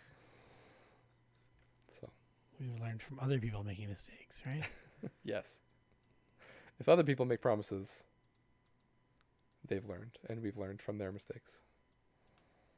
We don't only steal ideas; we also steal mistakes. Lessons learned? Yeah, sure, we'll go with that. Yeah. All right, does that do it for an episode? I'm not sure if we've gone long enough. Well, we could hold out for another 8 minutes and make it 3 hours. It wouldn't be Well, quite. you're gonna edit though. Apparently. I don't think I have to edit much, to be honest. We had a pretty good flow. Good. This is the best way to do it. If we edit on the fly, I've only got 3 swears to take out. So Yeah, you should stop swearing so much. I'll get there one day. Just wait till your wife gets on here. We'll have to edit like crazy. Yeah, she can swear like a sailor if she's at work, her old work. All right, so you can follow us at Not So Special Pod on Twitter. Is that what we are? Not So Special Pod. Yes. Podcast? Nope, No? Not So Special Yeah. Pod at Not So Special Pod. I got it right. Okay. Well, Not So Special Podcast on YouTube. And you can follow me at Creepleet. That's Creep1337 on Twitter, on YouTube, on Twitch, anywhere like that. That would be good. Actually, you know what? June is my birthday month. I'm not going to publicize it too much, but June is my birthday month. I have a favor to ask of the listeners for my birthday. Instead of saying happy birthday to me, find something that I've made and share it. That's my birthday present.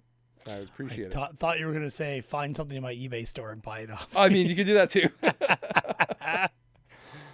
I hit 250 subs on YouTube, and it's a big let's say minefield, but it's a minefield too. Landmark, and I'd like to push it even further. So thank you for 250 subs if you're listening, and It's all me. All of those are me. yeah, that's true. All your burner accounts.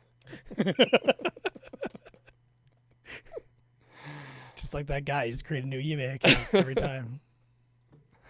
Yeah. All right, Derek, where can we find you? I don't know. I'm on Twitter, DEGE13. I'm on, I don't remember, YouTube, DEGE13. I have an Instagram, but it's something different. It is DJChew31. I'm on Twitch. I think Twitch is DEGE13, or is it DJ Chew? I don't remember. I think you're DEG313. Probably. Usually. Most places. Most places you No, are. DJ Chew. DJ Chew. On Twitch. So you are, yes. I don't really do much on Twitch anymore anyway. I was playing games on Twitch, but now I'm playing Valheim, and all my friends are like, don't stream us playing. I don't want to be on the internet. Blah, blah, blah. Man, what a downer, right? Yeah, what a downer. Get those kids to smarten up Those kids. playing games. Kids. I should do some more VR streaming, but I Yeah. haven't. It's just... I do have a game that I should actually definitely stream because I got a review code for it for in VR.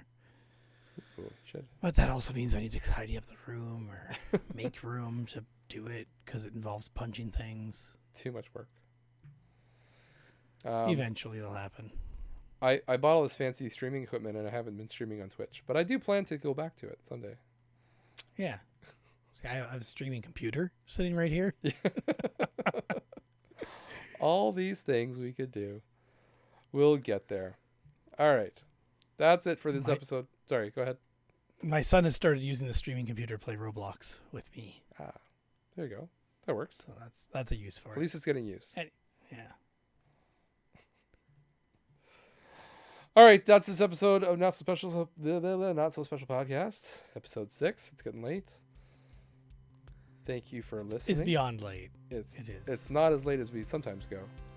Well, that's because we usually, after we stop recording, we start talking for 2 hours. Yeah. Also true. That's the OnlyFans exclusive. Yeah. All right, we'll see you all next month for something special, hopefully. We'll see you guys then.